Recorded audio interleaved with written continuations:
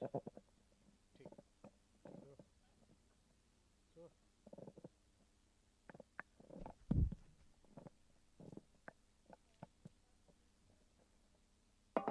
So should we start then? Yes, sir. Oh yes.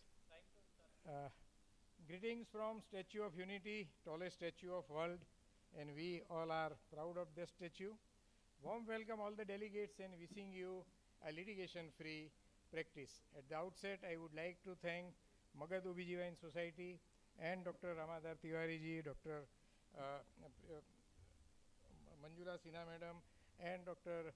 Sahai madam in particular for inviting me to share my views about the subject as a moderator.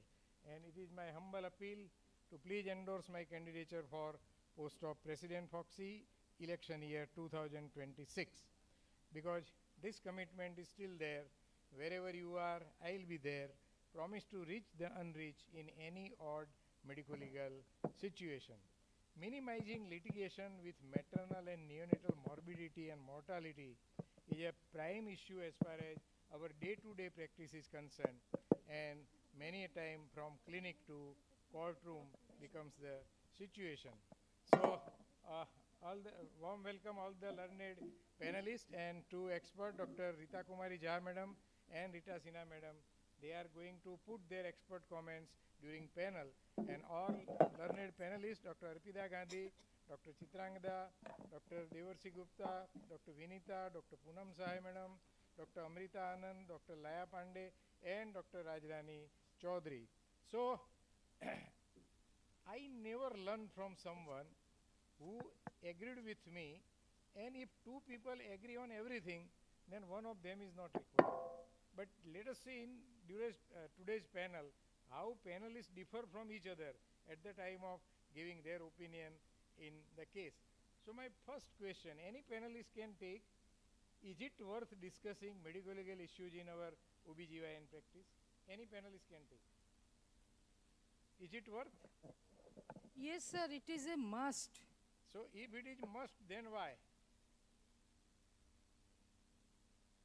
Because any time our life may be jeopardized, and if even if a simple notice is served to us, it rob our sleep, our mental peace, and everything. But nothing to so worry. It is simply have a phone call to Dr. M.C. Patel. So medical litigations are increasing in number constantly and steadily, and unluckily we gynecologists rank first. As far as medical legal cases statistic is concerned, we are in driving seat. You go anywhere, either civil suit, either CPA, criminal cases, Human Rights Commission, or at government level.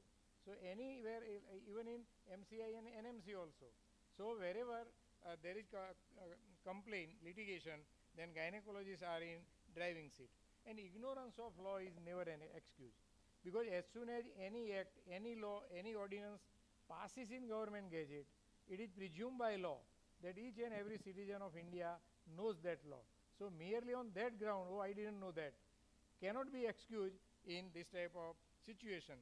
So let us see, this is very interesting situation we come across in our day-to-day practice. 16 years old girl is brought by her mother with complaint of vulvovaginitis with discharge per vagina. On examination, she is found to be a case of sexually transmitted diseases. She gives history of sexual exposure to her boyfriend. What will you do? Any panelist can take. What will you do in this situation? Would you like to treat? Would you like to refer? What will you do? Panelist. Yes. Oh yes. Yes. You are panelist. Yes.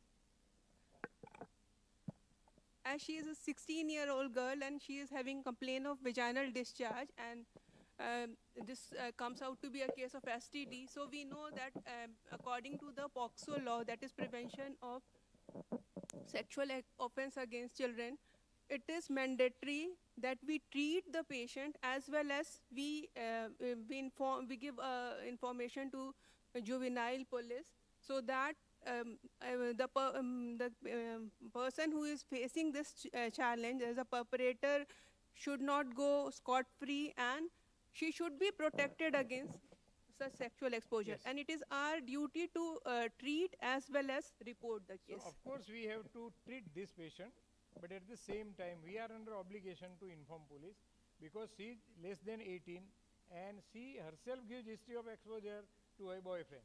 So it becomes a case of sexual assault, and that is why we have to inform police. Sir, Yes. if it is a case of HIV, then we should inform the center also.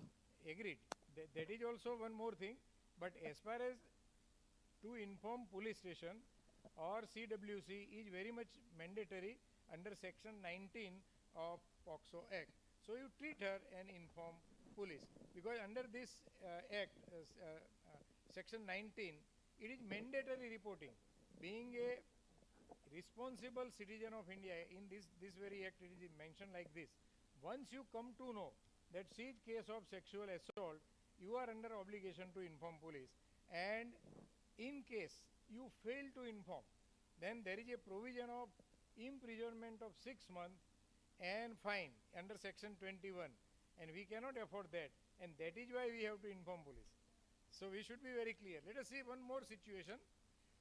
Place is approved. Yes. Yes, madam. Mike. And the treatment is mandatory as the patient comes to us, but Mike Kamnikar. who will give the consent and how to examine. This is all.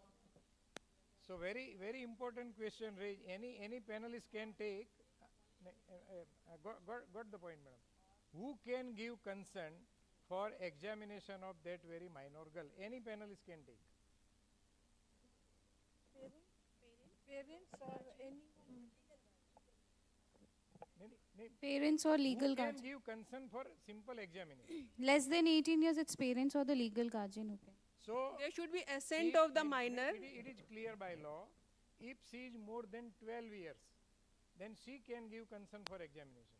But at the same time, if you need surgical intervention, say for example, if she is bleeding and some stitches are required, and you have to go for anesthesia or sedation, then in this situation she cannot give consent. She can give consent only for examination, but any surgical intervention or anesthesia, we will have to take consent from guardian. So guardian could be anybody. Say for example, if school girl is brought by her school teacher to, before you, and you have to deal with the situation, school teacher is guardian, and school teacher can also give consent to proceed further accordingly. Yes, madam. Mic काम नहीं कर रहा. Mic काम नहीं कर रहा. नहीं काम नहीं कर रहा. Mic नहीं. एक दूसरा. All these investigations can be done, and at the same time we can advise her for HPV vaccination as well. Yes. This is an opportunity to advise this we have to girl. treat that very patient, and at the same time we have to give HIV prophylaxis also. Yes. Let us see one more interesting situation. Place is approved, person is qualified, pregnancy is less than 12 weeks, patient is major but unmarried. Question is, can one terminate pregnancy? Yes. If it is yes, then should we inform police? No. Any special precaution would you like to take? Because this is real happen case. In that very case, pregnancy was terminated. After 1 month, police comes. She has lodged complaint of rape against that boy because wrong promise of marriage. He had given promise of marriage, and now he is declining to get her married, and that is why she has lodged a complaint that promise was given against, consent was given against promise of marriage, so it becomes a case of rape, and she has complained against that very boy for rape. So in this situation, police was harassing gynecologist. Why you didn't inform police?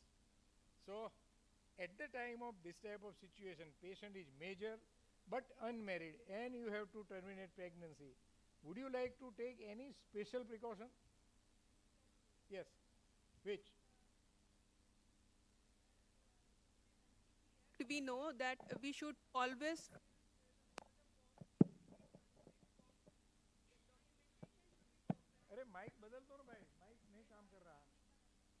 बदल ही दो.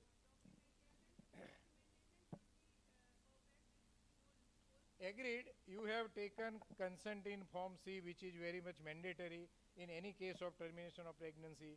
You have Form Opinion in Form 1 or Form E, whichever the case may be. You have maintained all those documents. But even then, when patient gives complaint like this, the police may harass in spite of all this record.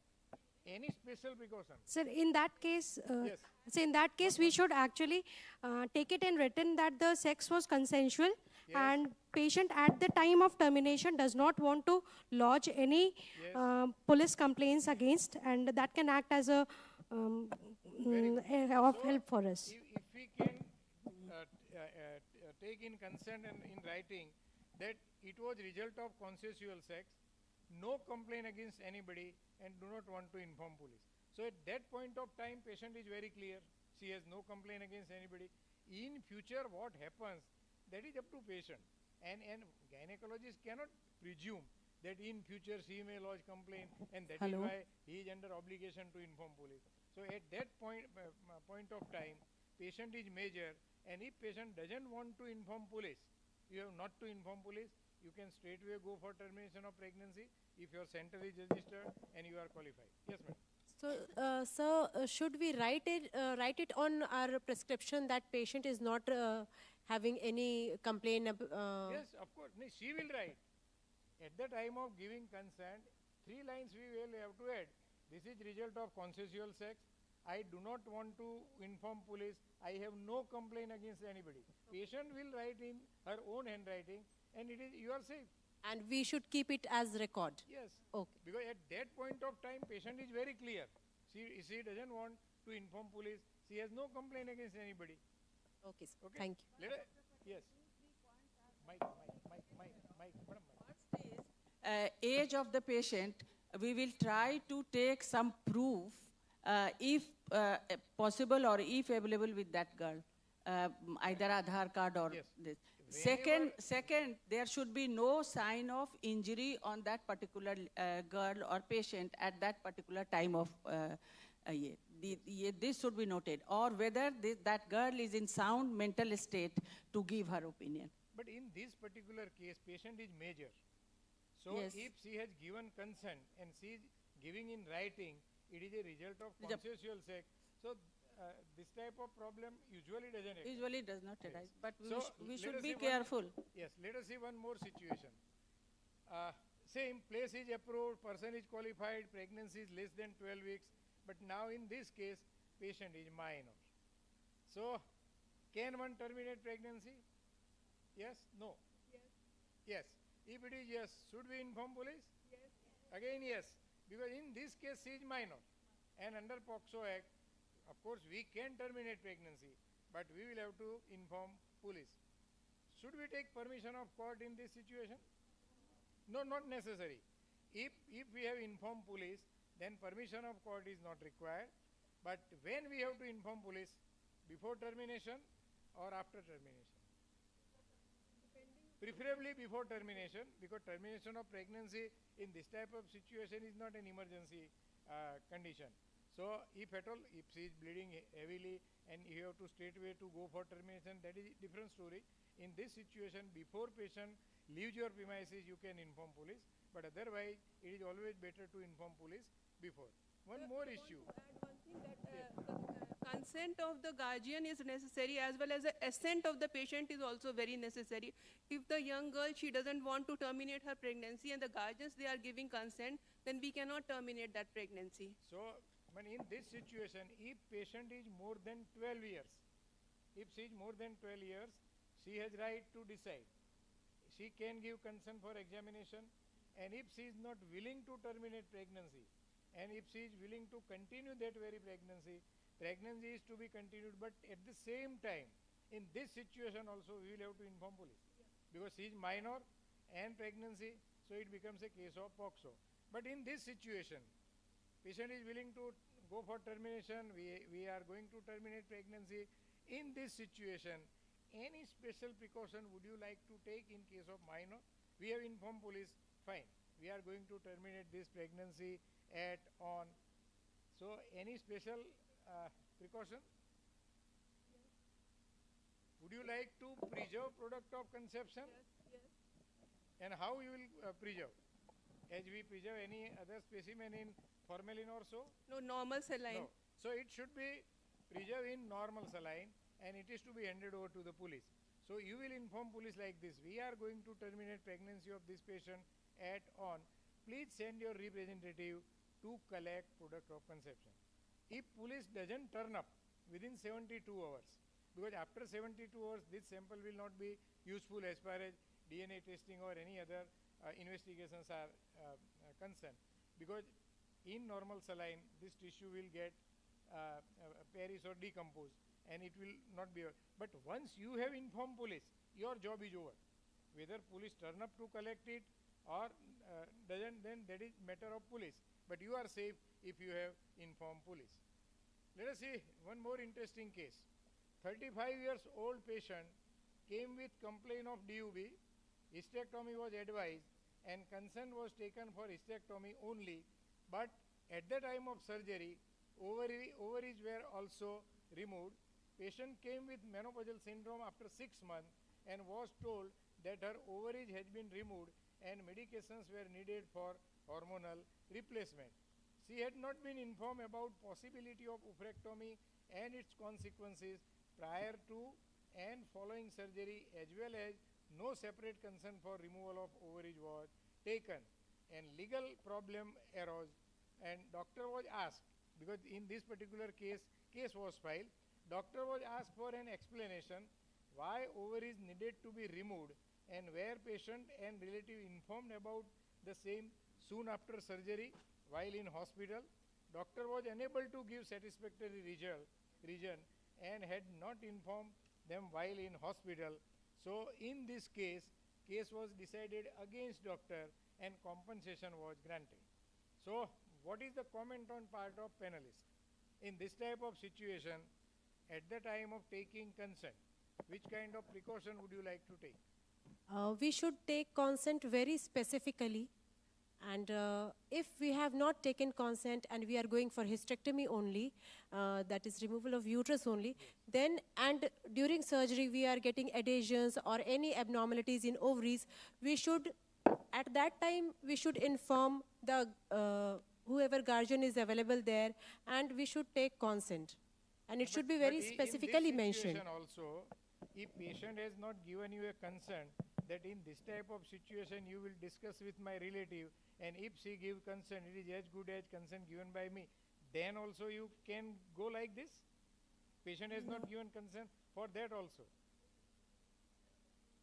Mike. So if the patient is under general anesthesia and a patient is not able to consent, then? But is it an emergency? No, sir. But should we leave the unhealthy ovary or any? It is very clear in law. You cannot go beyond the scope of consent given by patient if it is not an emergency.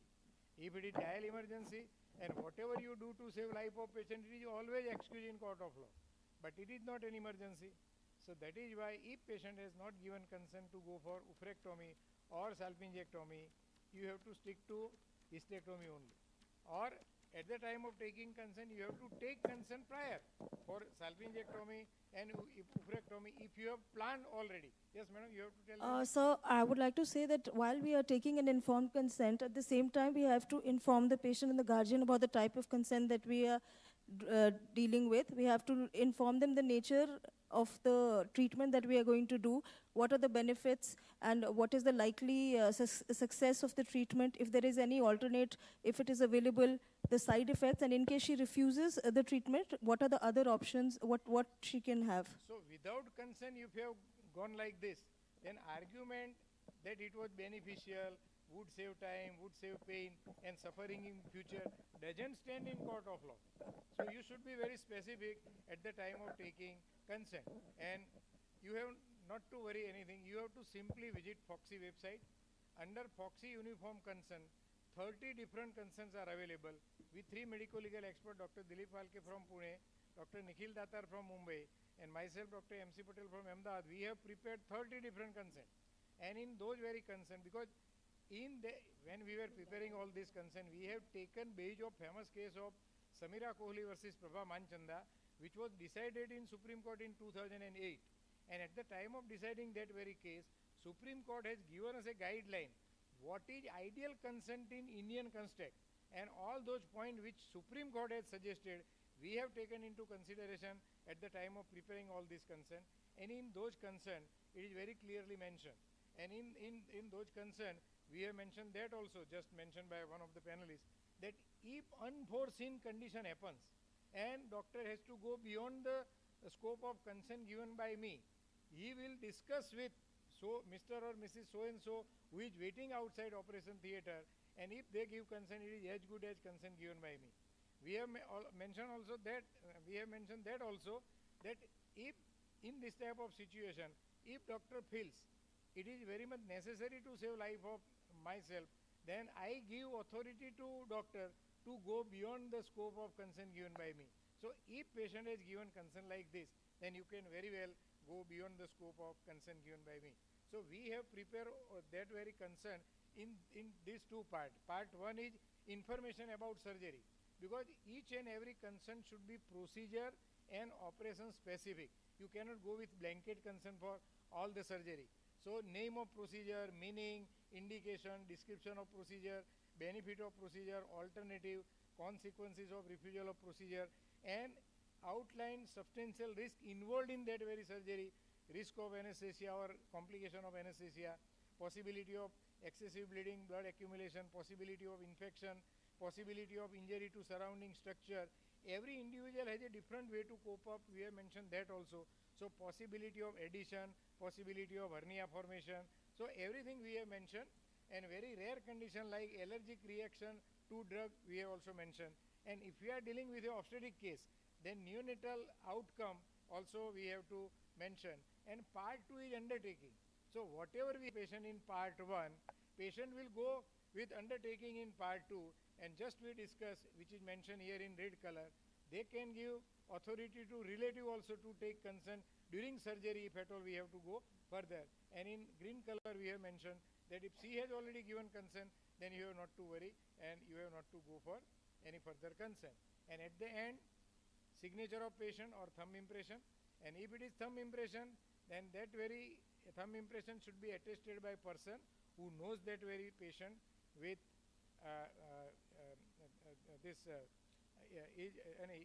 person who gives this signature as a witness or attestation, then he should be major and he should be mentally sound. And 2 witnesses, one in favor of patient, one in favor of hospital, and signature of doctor is also must on consent paper, because when you treat any patient, it becomes a contract or implied contract between patient and yourself. You are giving your expert services, patient pays for that or patient promises to pay for that. So under Indian Contract Act, unless all the party involved in the contract signs the document, document is incomplete.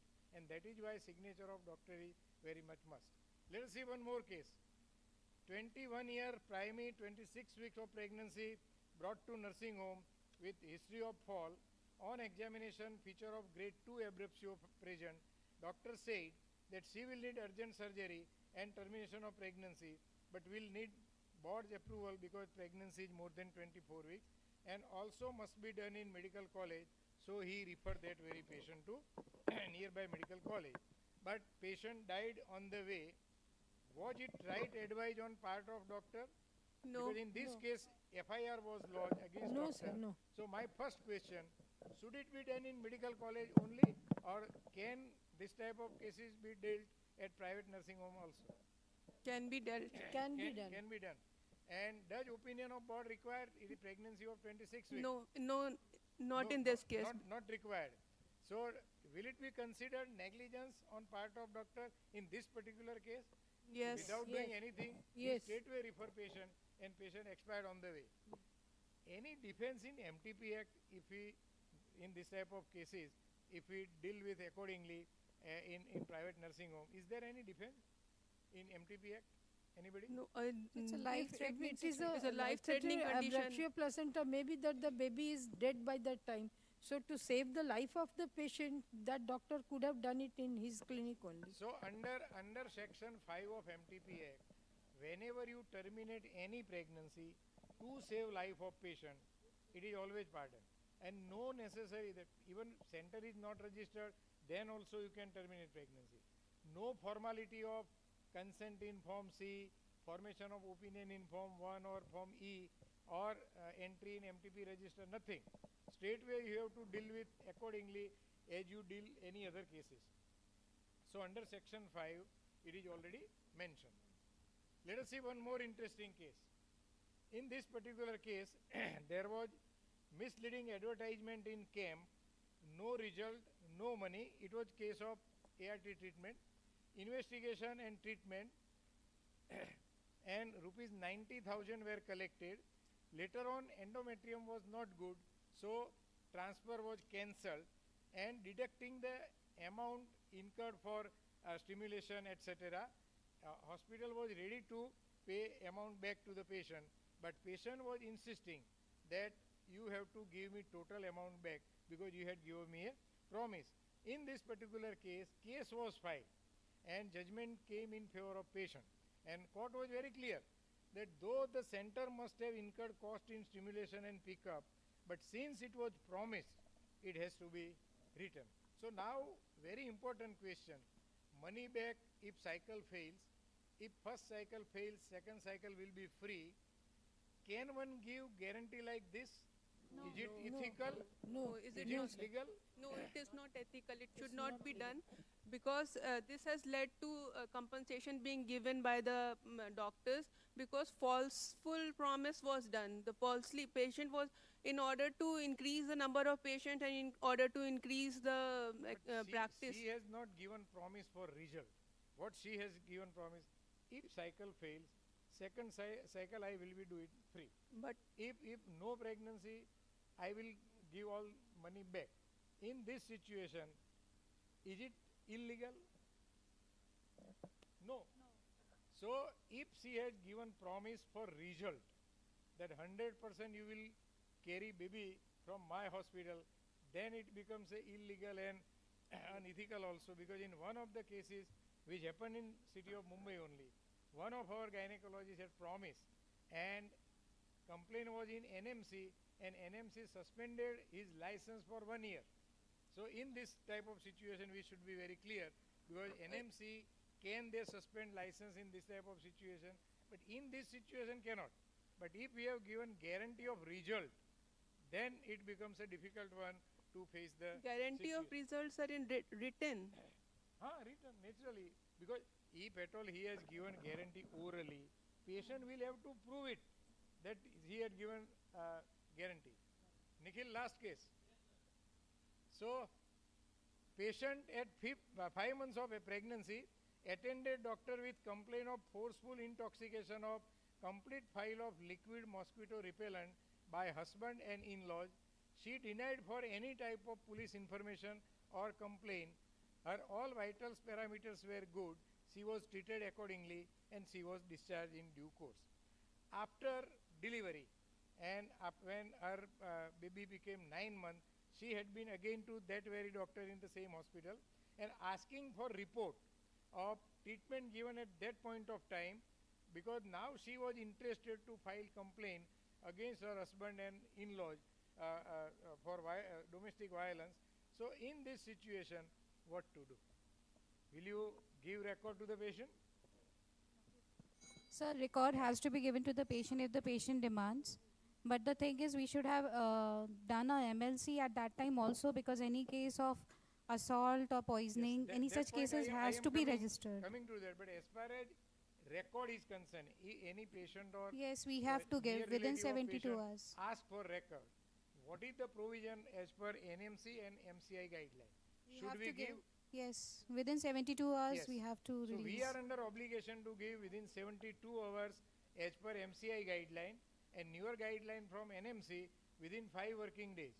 You have to give. But in this particular case, very important question, was it a case of attempt to murder? Yes. And that is why we have to inform police.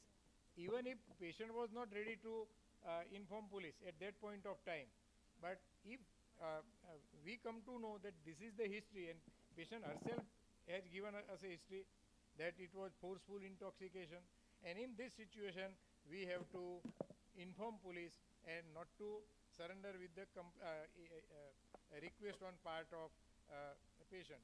So in this type of situation, not to end up into any kind of medical legal consequences, how to prevent all this?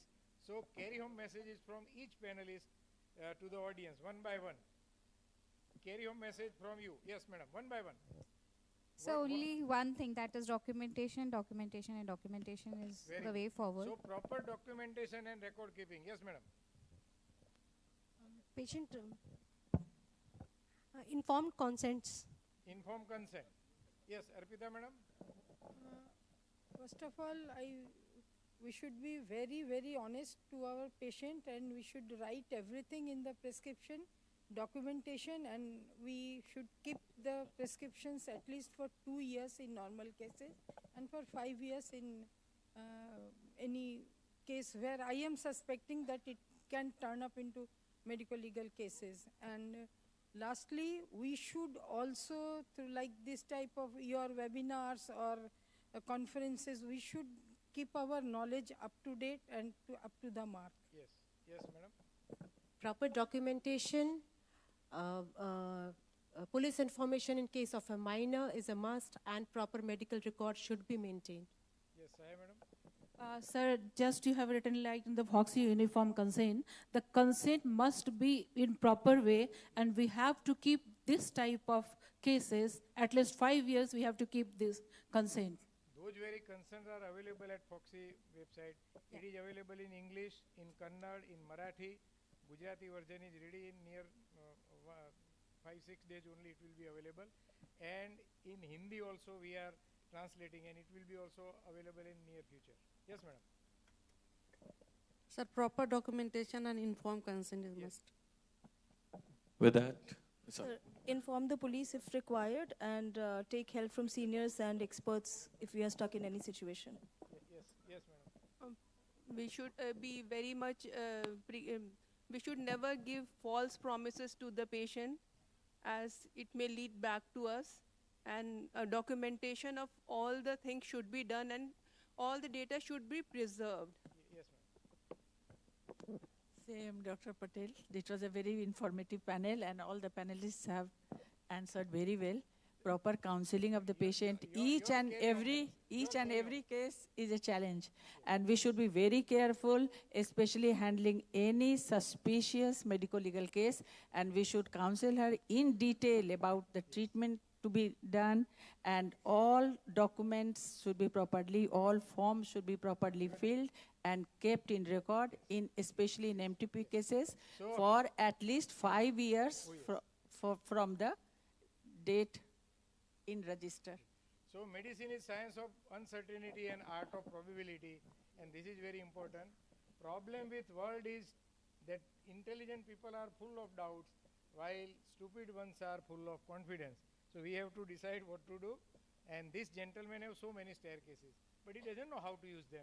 So it doesn't matter how many resources you have, if you do not know how to use them, they will never be enough. Because there are so many judgments in our favor, but if you do not know, and if you do not use those judgments in our favor, then they won't be helpful. So have some basic legal knowledge, and always obtain medical legal advice whenever you are in doubt. So if you want to sleep like this, take tender care of your patient, and just mention by everybody proper concern, proper record keeping, everything. Pray Almighty God before going to sleep, and keep my visiting card below your pillow. So with regards, salute to all, and again my promise is there, wherever you are, I will be there to reach, unreach in any given odd medical legal situation. Thank you very much, and this is my humble appeal again to endorse my candidature for post of President Fogsi, election year 2026. Thank you so much. Thank you very much. Thank you so much. With that, we conclude this panel, and we would like to move to the next, because we have Dr. P.C. Mahapatra's talk, and for that, can I request the chairpersons to please join us? We have Dr. Shama Rani, Dr. Pratibha Singh, and Dr. Anita Singh to please join us as the chairpersons. Can I also request our stalwart, Dr. P.C. Mahapatra, sir, to please join us on the stage, as we are all waiting to hear for him. Apologies for a kind delay, because it was for the mosquitoes, but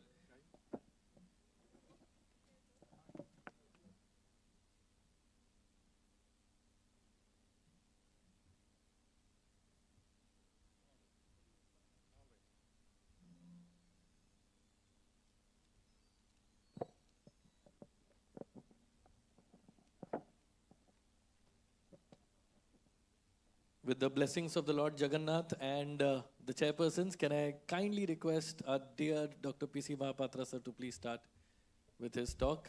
Chairpersons, Dr. Pratibha ma'am, okay, right? Yes, she's...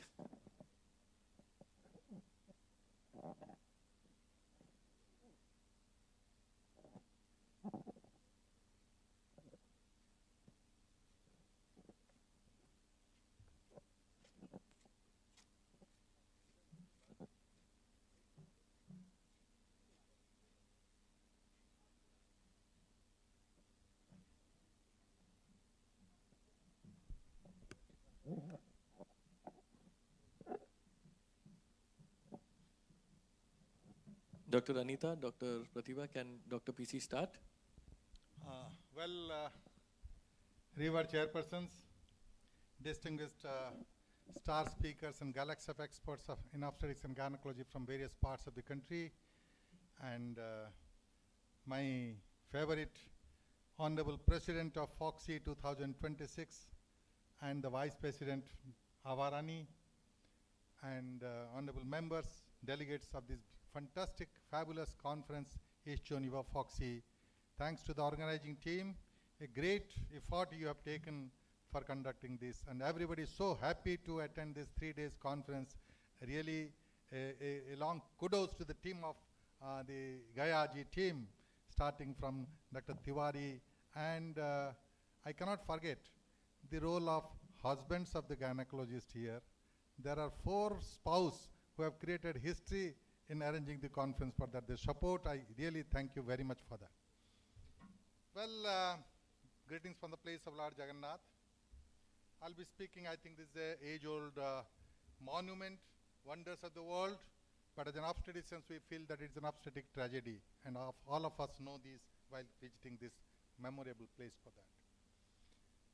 Obstetrics is a bloody business, and when it culminates in hemorrhage, it is a bloody business for that, and all of you must have realized while attending the labor room duties for that. Just a few situation analysis I will say before coming to the topic.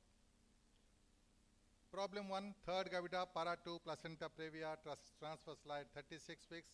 Cesarean was done, male baby of 2.4 kg delivered with difficulty, with fracture of left femur of the baby, not of the obstetricians, and lateral extension of uterine incision with a broad ligament hematoma, uterine atony, PPH, shock, patient resuscitated and saved. How to prevent and how to manage? Pre-op planning. We surgeons have no planning. We took the knife and then and there we decide what is to be done for that. Say for example, a placenta, a transverse lie has to be given.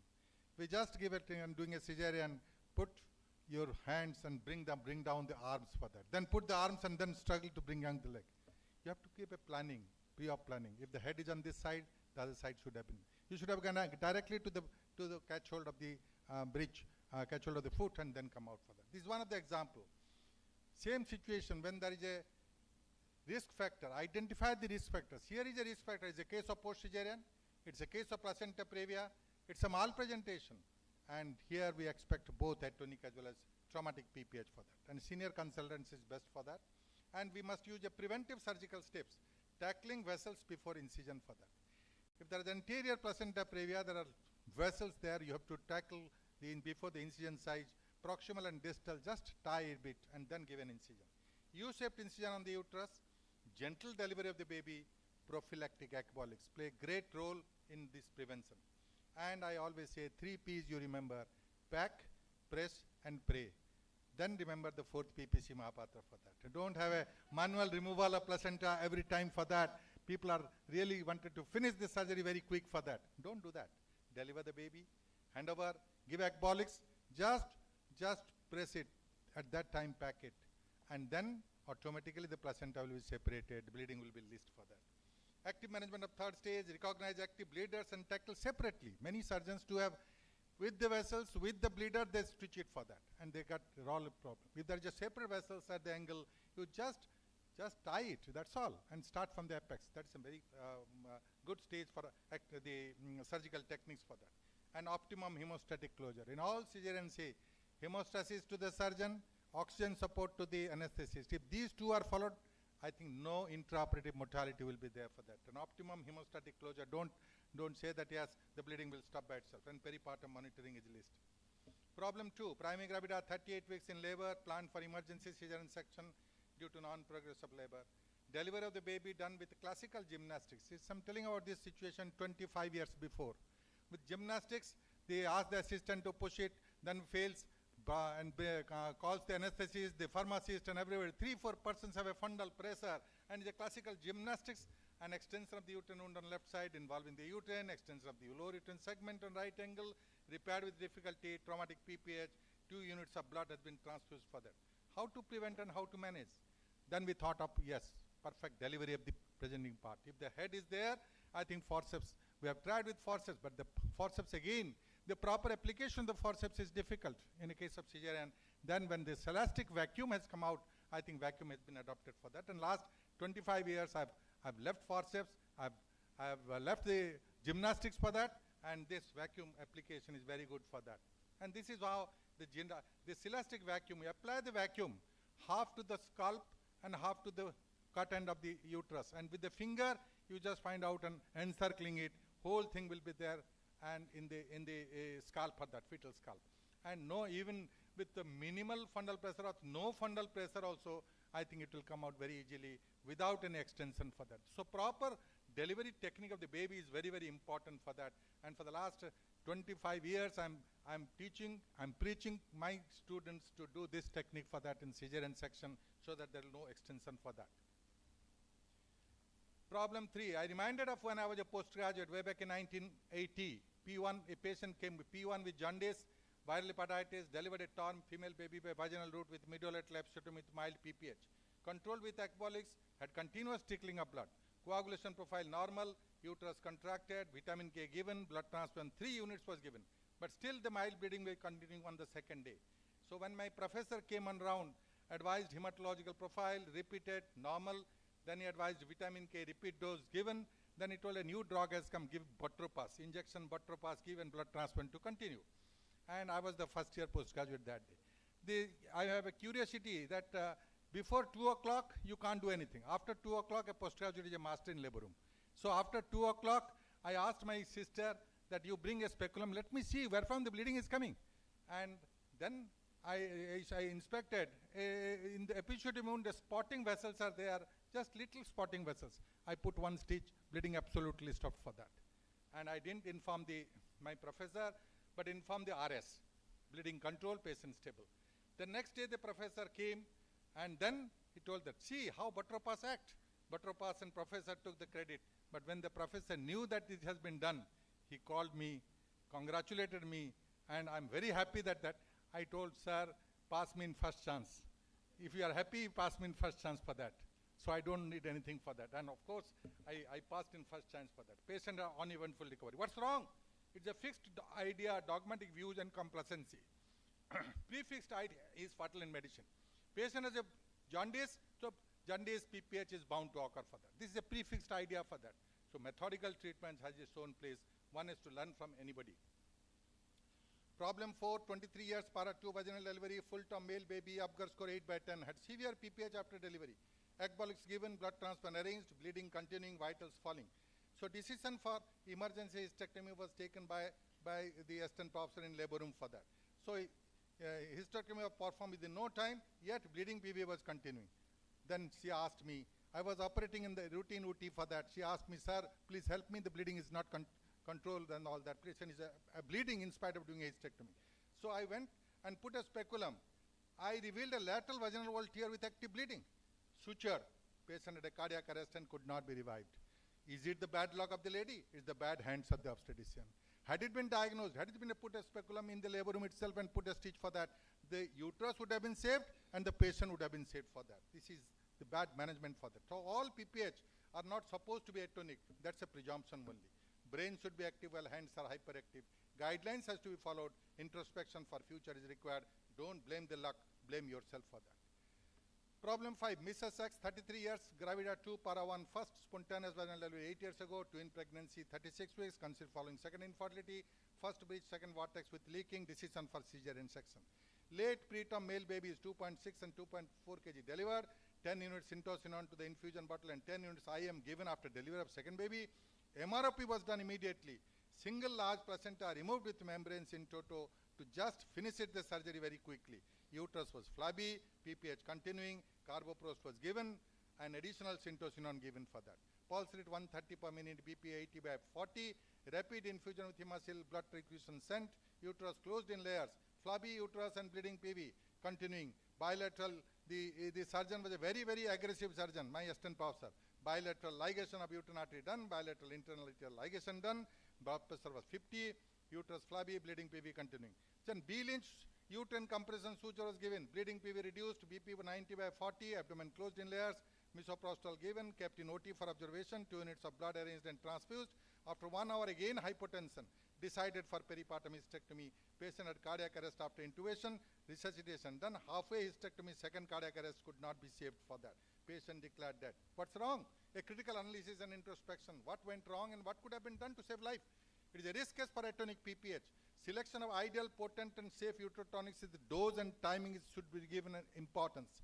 Spontaneous separation of placenta rather than enthusiastic MROP for that.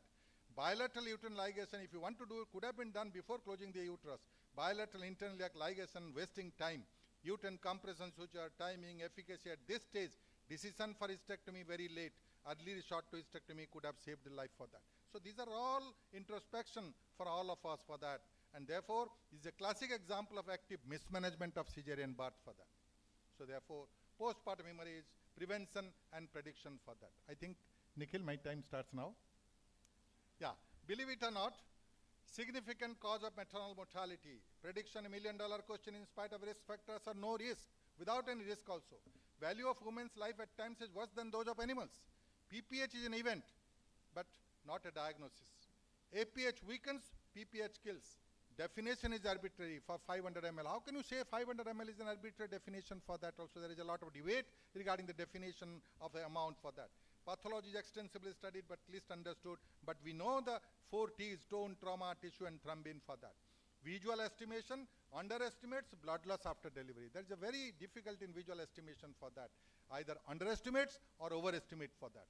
Duration of third stage a controversy, active mismanagement of third stage accounting for more than 90% of the cases. I feel that PPH management, we are responsible, prevention and all that. Prevention is much more better than management for that. And 90% are caused by us. And time element very vital in management of PPH. Need for conservatism is the acceptable norm. Emphasis on prediction and prevention rather than search for newer therapeutic high-tech surgical approach. And significance of living ligature, uterus, which is there we have found in the fundamentals, basic fundamentals. This is really unique till today for that. And death due to PPH, we know traumatic, atonic and return placenta for that. Yeah, so tackling PPH, prediction and prevention, then intervention comes for that. So prediction, the identification of risk cases like grand multi, post-cesarean, twins, polyhydramnios, adherent placental spectrum, macrosomia, associated medical condition, obesity. But along with that, all pregnancy are at the risk of PPH and that should therefore, no risk pregnancy is not there. Every pregnancy carries some risk for that and therefore a planning is important for that. Prevention, active management of third stage of labor, selecting ideal ecbolics is the first and foremost with the living ligature and that is important because the sutures do not have, the spiral arterioles do not have muscles. The living ligatures are really there for that. Even with thromboembolic disorders, these living ligatures can solve the problem even with the presence of thromboembolic disorders. So much importance is given and preventive surgical tips and tricks for that. So these are all intervention. I'm not going to say about the management part for that. What are the types of intervention for that? But efficacy of 3 P's again, I can say reducing blood loss during cesarean section. Pack, press and pray. Newer drugs and newer surgical techniques from research to practice, there are a number of cases for that. And active management of third stage of labor. We have got 4 main figures, early cord clamping, ideal uterotonics, control cord traction and uterine massage. Out of these 4, 2 and 3 are much more important. Ideal uterotonics and control cord traction. Uterotonics before placental separation, and particularly within 60 seconds of delivery of the head or baby, it should be given for that. And these are the other early cord clamping and uterine massage. There are a lot of controversies and debates about it. So ideal ecbolics, what are those? The drugs we have got since immemorial, our practice since last so many decades, syntocinon, methergin, combination of syntocinon, methergin, synthometrin, then came carbetocin, prostaglandins E series and F series in F, prostodine, and in SE series is misoprostol for that. But the controversy is, which is the ideal ecbolics? What is the dose? What is the route? What is the time? And what is the efficacy for that?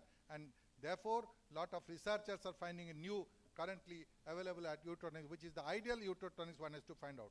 This is the list of the currently available uterotonics with the different dosage of administration, action, side effects, and caution. Oxytocin, we know 10 units intramuscular and 5 units diluted to 5 ml. Don't give a direct push for that IV. Action onset is 2 to 3 minutes, lasts up to only 15 to 20 minutes for that. Side effects, not much of side effects, minor side effects could be there for that. But direct IV oxytocin has got a lot of cardiovascular failure for that. Misoprostol 600 milligram oral, onset is 3 to 5 minutes, peak is 20 to 30 minutes, lasts up to 75 minutes. Side effects are less, but no contraindications. But it's not an ideal for prophylactic ecbolics for that. Misoprostol can be used as a therapeutic, but preventive ecbolics immediately after delivery, you can supplement it, add to some other thing, but it's not properly because it takes more time for that. Ergometrin 0.2 milligram, onset is 2 to 7 minutes, lasts for 2 to 4 hours, may increase the risk of return placenta, nausea, vomiting, headache, and hypertension, and in some cases of hypertension, heart disease, and RH negative, it is avoided for that. Carboprost, onset is 1 to 2 minutes, lasts for only 15 to 20 minutes, vomiting and diarrhea, avoid in the bronchial asthma, it cannot be given for that. And concerns with the available, other concerns with available uterotonics is the storage. Requires a special storage oxytocin, multiple dose regimen, short acting, multiple dose may be required, overdose or prolonged use can cause water retention, prolonged use can itself lead to uterine atony for that. Ergometrin requires special storage again, it needs a storage system for that associated with the risk of hypertension and vomiting. And misoprostol less effective in preventing a PPH, more side effects such as shivering and pyrexia, but tolerable for that. Associated with the higher risk of severe PPH and increased use of additional uterotonics. And carboprost associated with side effects like vomiting, diarrhea, and bronchospasm for that. And therefore, concerns with the available uterotonics, questionable efficacy after drug degradation, associated side effects, and require special storage condition. So therefore, we have got this unique uterotonic carbetocin for the last 5 years or so. 2021 it was marketed in India. Although the research was there in 2014, I have a chance to have a research on this WHO champion trial, was part of the WHO champion trial in SU Medical College way back in 2014. And at that time, after the trial, it was a non-inferiority trial. And I compared to the oxytocin for that. But I found that it's non-inferior. We cannot report that it's superior, but I found each and individual case it is a superior effect. And I thought that when this molecule will come to the market, it will be really a good molecule serving the PPH preventive molecule for that. So carbetocin approved globally for medical use since last 2 decades, lately introduced in India, long-acting synthetic analog of oxytocin with agonist properties. Molecular structure different from oxytocin can lead to enhanced stability and lower affinity for vasopressin, rapid onset of action, prolonged duration of action, and safety profile for that. And therefore, the drawbacks of oxytocin can be addressed by carbetocin. Antidiuretic effect, multiple dosing regimen, short-acting repeat dose, require failure of PPH prophylaxis, stability and quality issues for that. And clinical evidence, what are the clinical evidence? 11 studies involving 2,635 women compared to oxytocin, compared to synthometrin, is statistically significant reduction in need of therapeutic uterotonics for those who underwent cesarean section. And carbetocin showed a lower mean blood loss in women. Risk of adverse effects such as nausea and vomiting were significantly lower in carbetocin group for that. So the summary of clinical finding, carbetocin was as effective as oxytocin in preventing PPH, showed lesser mean blood loss, early postpartum uterine involution, and fewer women requiring additional uterotonics for that, and showed low blood transplant rate for that. And therefore, these are all comparison between misoprostol and this. A Cochrane library also says about the 196 studies involving 1,35,559 women, compared 7 uterotonic agents against each other, and carbetocin proved to be one of the superior amongst all the ecbolics for that. And these are long-acting, doesn't require prolonged IV infusion, administered by a single IV, well-established dose, lower affinity to the vasopressin, possibly less blood loss, stability at a room temperature was in question mark for that. And therefore, the change is there from room, the temperature stable RTS carbetocin is there, room temperature stable carbetocin has come up now and being used. It is a novel formulation. These drawbacks could be avoided for that. And RTS carbetocin onset of action is 2 minutes, half-life is 33 minutes to 55 minutes, duration of action to 1 hour to 2 hours, and dosage is 100 microgram administered IV or IM for that. And these are all clinical evidence and WHO opinion. The champion trial, which I was telling, 29,645 women studied amongst the 23 sites in 10 countries. And in India also there is a multi-center trial where 7,998 patients were selected all over the country. And my SCV center accounted for about 3,400 out of all these. And this is my personal experience for that. I had found that yes, champion trial RTS carbutation proved to be much more superior to the other conventional the ecbolics for that also. So the stability of uterotonics requiring cold storage is a grave concern in India, and RTS carbutation provides all the advantages with the heat labile carbutation while overcoming the limitation of cold storage requirement. And meta-analysis shows reduced blood loss, reduced requirement of additional uterotonics, reduced requirement of blood transfer, and lesser reduction in hemoglobin levels for that. And therefore, my personal experience, I started when 2021 July, it started with the Sun people. I compared with this, that is a study with 100 cases with the carbutation and 100 cases with the syntocin and oxytocin in the active management profile by WHO. And I compared this carbutation 100 milligram in 100 cases and all that. And case profile are CSOD, post-cesarean pregnancy, IVF pregnancy, malpresentation, GDM, and twin gestation, APH, failed progress, IUGR, and oligomnias, decreased fetal movement, and PIH for that. And therefore, I find the results much more superior that compared with the carbutation group with the oxytocin. Timing of spontaneous separation of placenta. You deliver it and just within 1 minute the placenta is in your hand for that. Average blood loss is much less. Side effects are in comparison to 38% with oxytocin, 88% will be there. Requirement of additional uterotonics like prostaglandin, only 1% required for that. Additional surgical intervention was none. And post-op follow-up, 2% required misoprostol and tranexamic acid, whereas in oxytocin group, they continue the oxytocin for that. The only problem is economic compensation for that comparison. I did a comparison of economic, one vial approximately 500 and cost cutting, your bargaining capacity is related inversely with the price of that, and PTR you can bring down to about half, 270 to 290. And therefore, when I compared with this, 3 points with 10 to 15 units of oxytocin each unit, you have to continue along with that prostaglandins and tranexamic acid, cost will be much more than the used by the carbutation for that.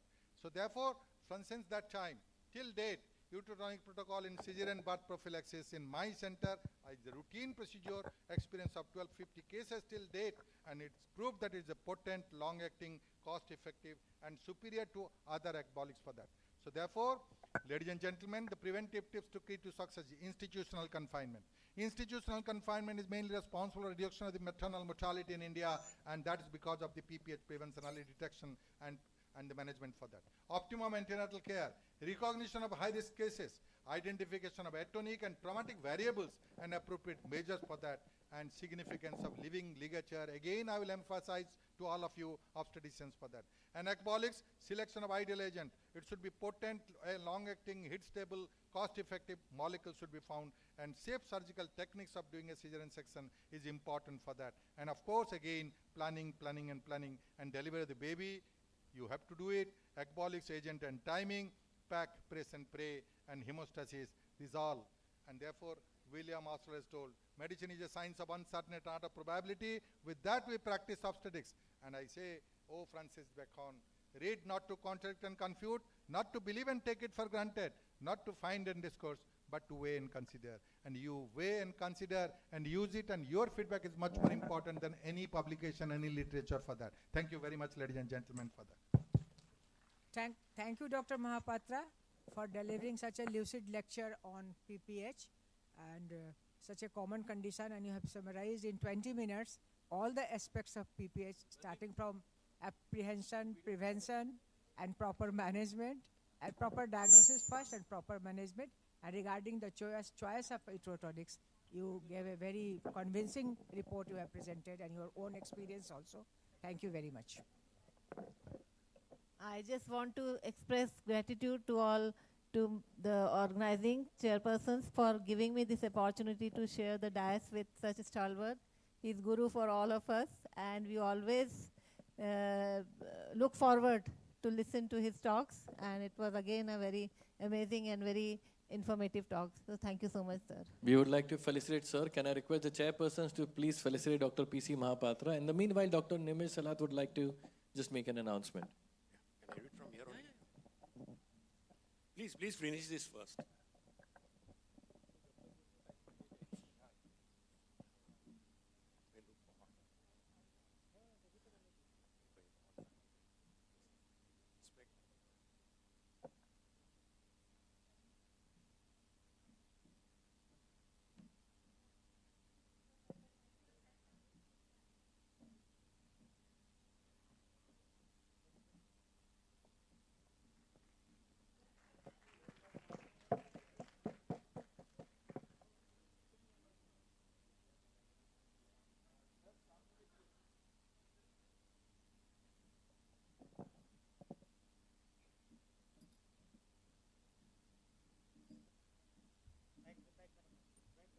Hearty congratulations. Thank you. That's wonderful.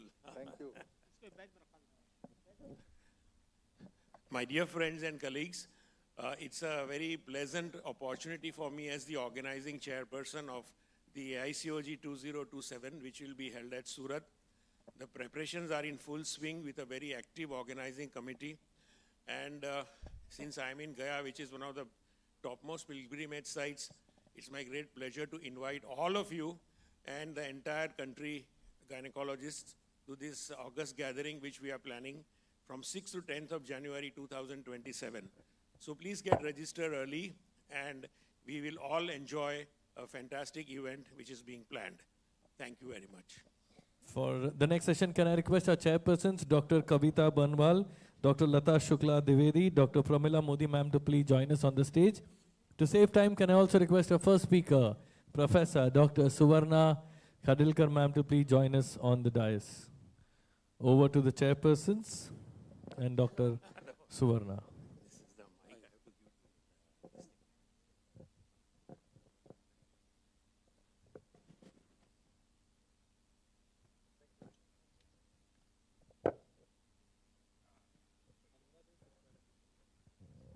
For the chairpersons to come. But in the meantime, I want to tell you my topic is A to Z. So will you stop me at S, T, O? You tell me when. We will try and be faster to go to A to Z, zoom, like A to Z, like. Thank you, organizing team, for giving me the opportunity. It is my great pleasure to introduce Suvarna Khadilkar madam. She needs no introduction. General of Fogsi, very soft spoken. So the topic chosen by Madam is A to Z of amniotic fluid embolism, which is though rare but very complicated. So Madam, the stage is yours.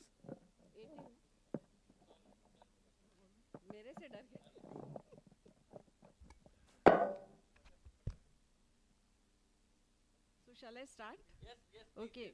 Good afternoon, everyone. At the outset, I want to thank the entire organizing team, Yuva Fogsi, Dr. Bhaskar, and GAYA team for having me here for this talk. So the topic is, because I can't talk a word other than what is there in the slides, otherwise the time will be up. So my topic is A to Z of amniotic fluid. So this is the outline of my lecture, and many years ago I used to take a talk in the postgraduate lecture series where amniotic fluid is the favorite topic for the essay. You know, those days we used to have essay for the postgraduate. So I had prepared this talk, and lots is come in after that. Introduction, and this is the whole outline that I'll be discussing this topic. So antenatal fetal health monitoring is very important parameter for a healthy perinatal outcome. Amniotic fluid forms the mainstay of such assessment. Just one second. So assessments and in-depth knowledge of amniotic fluid is a must for all the obstetricians from practice point of view and postgraduates from examination point of view. So amniotic fluid serves several roles during pregnancy. It creates a physical space for fetal movement, which is necessary for the normal musculoskeletal development. It permits fetal swallowing, essential for gastrointestinal tract development and fetal breathing.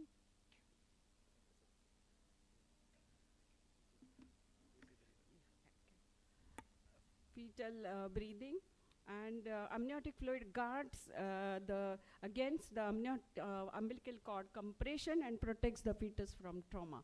It even has bacteriostatic properties. Amniotic fluid volume abnormalities may reflect a problem with fluid production or its circulation, such as underlying fetal or placental pathology. These volume extremes may be associated with increased risks of adverse pregnancy outcome. I'm talking about the fluid, but the topic is very, very dry. Please bear with me. It is, little bit too much theoretical and very few practical applications are there.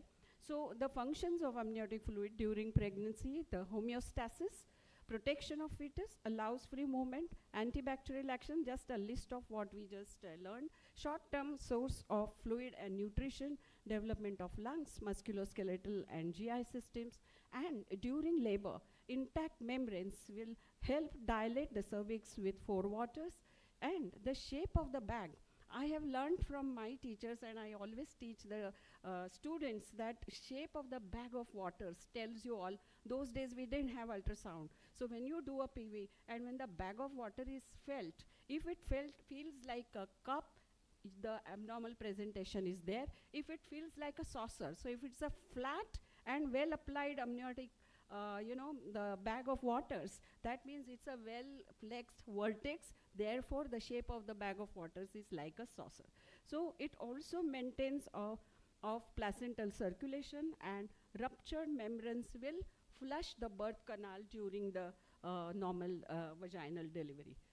This is the physiology of amniotic fluid. Early in pregnancy, the amniotic fluid cavity is filled with the fluid that is very similar to composition to extracellular fluid. During the first half of pregnancy, transfer of water and other small molecules takes place across the amnion transmembranous flow, across the fetal vessels on the placental surface, that is intramembranous flow, and across the fetal skin. Fetal urine production begins between 8 and 11 weeks, and it does not become a major component of amniotic fluid until the second trimester. Fetuses with lethal renal abnormalities manifest severe oligohydramnios only after 18 weeks. This is the water transport across the fetal skin, which continues till keratinization occurs at 22 to 25 weeks, and this explains why extremely preterm infants can experience significant fluid loss across their skin, and that's the diagram which depicts that. So this is the classic diagram for how the amniotic fluid forms from the fetal compartment and the amniotic fluid compartment. It shows the exchange of the fluid. As you can see, the biggest arrow, that is the urine flow, which is the biggest contribution to the amniotic fluid, and the biggest contribution of fetal compartment is swallowing that fluid, 500 to 1000. The physical features, the various physical specific features are given here. The specific gravity is 1.010. The pH is alkaline. Each of these physical properties important in various clinical tests that we do. Then we have the osmolarity. All of us are well aware how osmolarity is important. So 250 milliosmoles per liter at term. The colors, the color, early pregnancy it is colorless, transparent, late pregnancy it is pale, straw-colored, turbid, and optic density at 650 nanogram is more than 0.15. Intra-amniotic fluid pressure, which is very, very important for maintenance of various functions of the fetus, 14 mm of Hg is the intra-amniotic fluid pressure, and various volumes at several gestational segments. As you can see, from 10 weeks to 30 ml to 43 weeks, 40 weeks it is 800 ml, and thereafter the fluid starts regressing very rapidly. At 43 weeks it becomes 200. If you were to assess it, the actual fluid of the amniotic bag. Now, biochemistry of the amniotic fluid.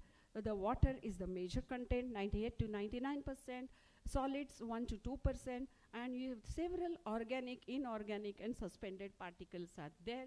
And now we know the importance of stem cells of the amniotic fluid, which are, not yet found practical application, but more and more we are learning about the stem cells from the amniotic fluid.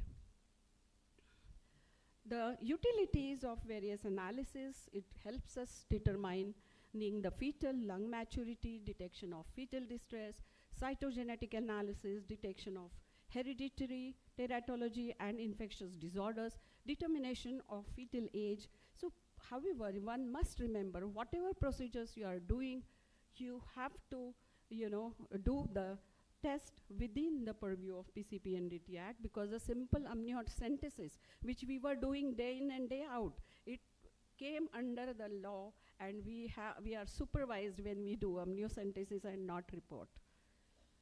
So various assays and maturity tests are here. They have actually lost the significance, because we have so many other tests, ultrasonography, which tells us about the maturity. But if we were to do these assays, the pulmonary maturity with LS ratio, then all these tests, laminar body tests, if the cell counter is used, 10 to 50,000 cells per ml would give you the number of cell count and the pulmonary maturity, renal maturity and skin maturity. With those tests, I think it will remind you of your undergraduate days and postgraduate days when we studied these tests.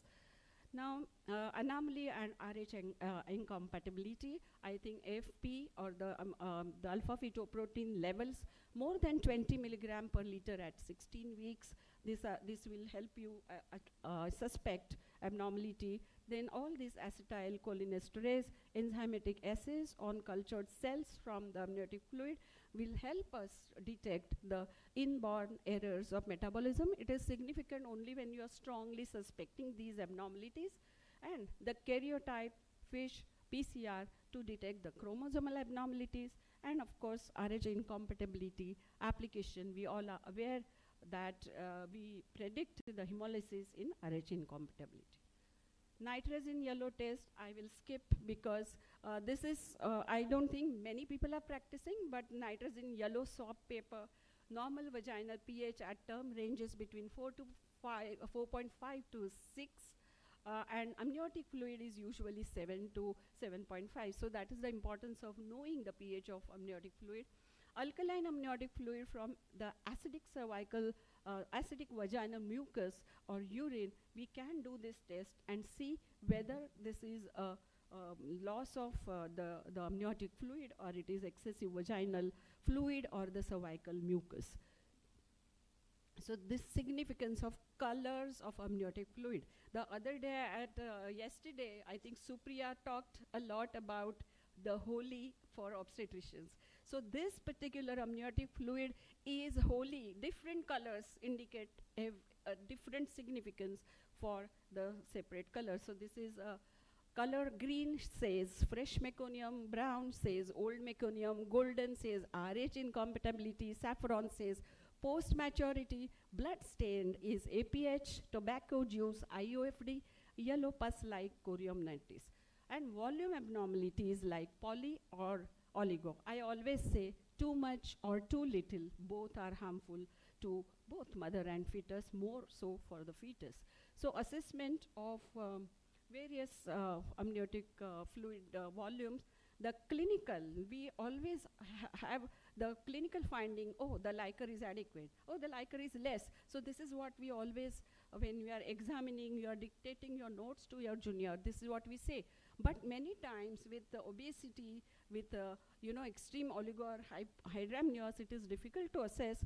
So this is actually best in the experienced hands. But now we have ultrasound, so there is no question, and we have objective ways of measuring the amniotic fluid volume, and there are several tests that you do. The most two common and important tests that are commonly used are measurement of single deepest pocket and amniotic fluid index, which were both invented, one in 1984 and one in 1987. And these tests, what I believe in amniotic fluid index, and I have done a lot of original work on it for the very reason that even ultrasonologists say average, oh, Liker is adequate. But what do you mean by adequate? Please quantify, please measure and tell us the exact amniotic fluid index. So there are various factors that affect the volume of amniotic fluid. So gestational weak segment, fetal anemia, fetal hypoxia, high altitude, maternal hydration, maternal dehydration, drugs, placental function, because you know indomethacin causes less of Liker volume, and placental function, fetal renal function, and fetal neurological impairment. All these will affect the volume of amniotic fluid. So the amniotic fluid volume abnormalities can be detected by AFI or maximum vertical pocket, and these are the various ranges from severe oligohydramnios to severe polyhydramnios. So the polyhydramnios is said to be present more than 18 centimeters. Some, I think it is the Morris et al. Who have given more than 24 centimeters. And when I saw the different levels, I did my own study in JJ Hospital, Grand Medical College, on several 517 patients. This is the technique I followed, AFI estimation. And 4 quadrants where not a single fetal part is there, measure the maximum diameter, add up, and that will give you the amniotic fluid. And that is way back in 2003, we published our first Indian reference range in international platform, and this is the amniotic fluid index for the Indian setting. Because I found the Western people or the American people have higher cutoffs, the Chinese people had lower cutoffs, and Indians are somewhere in between. So the message is that you should find your own country-specific reference range, and it should be gestational specific reference range. So this is the Indian reference range of amniotic fluid index, which we published. And as you can see, we took patients right from 16 weeks to 41 to 42 weeks, and we worked out the 50th, 5th, and 95th percentile of 517 patients. And if you follow this, and then we did a prospective study to see whether we are avoiding unnecessary cesarean sections and we are saving fetal lives. So this is a comparison between the two levels, two techniques of amniotic fluid index, and the single deep vertical pocket. It's also found that some of vertical pockets measuring in 4 quadrants is sensitive, higher for the detecting oligohydramnios. Single deep MVP is lower sensitive, having lower sensitivity for the oligohydramnios, and clinical impact is seen more interventions and inductions and cesareans with AFI measurement, and MVP leads to lesser of interventions. Guidelines were often used in biophysical profile, and this MVP is used preferred by ACOG and RCOG for routine surveillance. So these are the various key studies that I have referred, and they have compared the AFIs and MVPs. Now polyhydramnios, I have already discussed the various definitions. When the AFI cutoff is more than 24 centimeter as per Moore, and more than a single deep pocket more than 8 centimeters, AFI more than 95th percentile. Most of the studies say 95th percentile, but one study says, Moyes et al., I remember the name wrong, Moyes et al. Said 97.5th percentile for gestational week. So if you take a cutoff at 36 weeks, and if you are looking at the figures of 32 weeks, the difference is going to be there. So go for a specific gestational segment. This is what is a clinical picture of polyhydramnios, excess Liker, and this is the causes of polyhydramnios and effects. Causes are many, most common idiopathic, fetal anomalies, multiple gestation, diabetes mellitus, and others. And effects of polyhydramnios, they can cause, or they are associated with PIH, then the pressure of the expanding bag of waters onto the bladder many a times ends up in urinary tract infection, preterm delivery, PROM, malpresentations, LSCS, IUFD, neonatal deaths, nuchal cord, and APH are all associated with polyhydramnios. The management, it's impossible. I think there is hardly 1 minute left, so I can't talk much about the management, but I have also done a study on use of indomethacin in polyhydramnios. As long as you use away from the labor, if indomethacin really works and without any surgical intervention, you can control the expanding volume of amniotic fluid.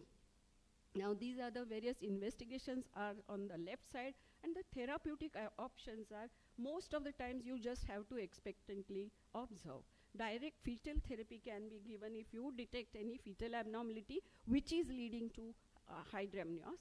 Serial amniocentesis, drugs, indomethacin, 2.2 milligram per kg body you can give, and some people use diuretic. Some people use IV fluid for oligohydramnios. Some people use diuretics for the polyhydramnios. So there is no rationale behind this kind of therapy, but there is a description of such therapy in literature. Oligohydramnios, anatomical, less than 400 ml. The single dipper pocket less than 1 centimeter. And if you take AFI, all of us are aware, 5 centimeter AFI, everybody gets alerted and patient posted for section. So if you have made any mistake in calculation, you will do unnecessary section. And if you have done it accurately, it really tells you that fetus is in danger. There is a severe oligohydramnios, and you must, complete and this thing. But in our Indian setting, we found that less than 6 centimeter also, we found that the oligohydramnios is in the 5th percentile.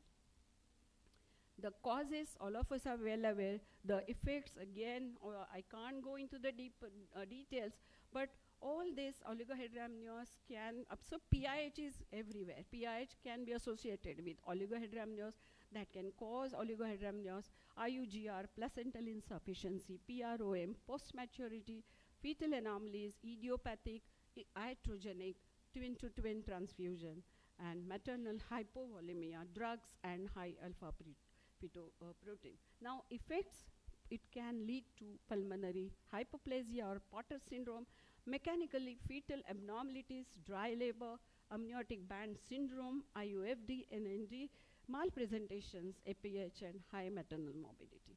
Now, I can't go beyond this. I will skip for a few slides, but again, too much or too little, both are not good and will adversely affect the pregnancy outcome. These are the associated pathologies, and you must always look for these when you deal with volume abnormalities. And rare associated associations would be amniotic fluid embolism, amniotic band syndrome, and amnionodosum or amniotic cyst. All the procedures that are related to amniotic fluid, I have just listed them. It is beyond the limit of this lecture, but amnioinfusion, which was in practice for a meconium stained liquor and oligohydramnios, amniocentesis, assays for diagnostic purpose, high rupture from below for hydramnios therapy, polyhydramnios therapy, amnioscopy, amnioreduction, amniotomy. So all these are non-obstetric procedure. Also amniotic membranes are used for vaginoplasty. Then amniotic fluid stem cells, AFC banking, which is still in use in regenerative medicine. It is still on the research setting and preclinical setting. Long-term safety and efficacy data are limited. However, unlike embryonic stem cell, amniotic fluid stem cells avoid major ethical debates and making them more acceptable. So these are just pictures of these procedures. I am sure old timers would remember this instrument, amnioscope. We had kept in labor room for certain, to know the color of liquor and to have a very small puncture with that needle. So to conclude, amniotic fluid and amnion have important role in pregnancy and labor. Too much or too little, both harm. AFI is the most important way of assessing amniotic fluid.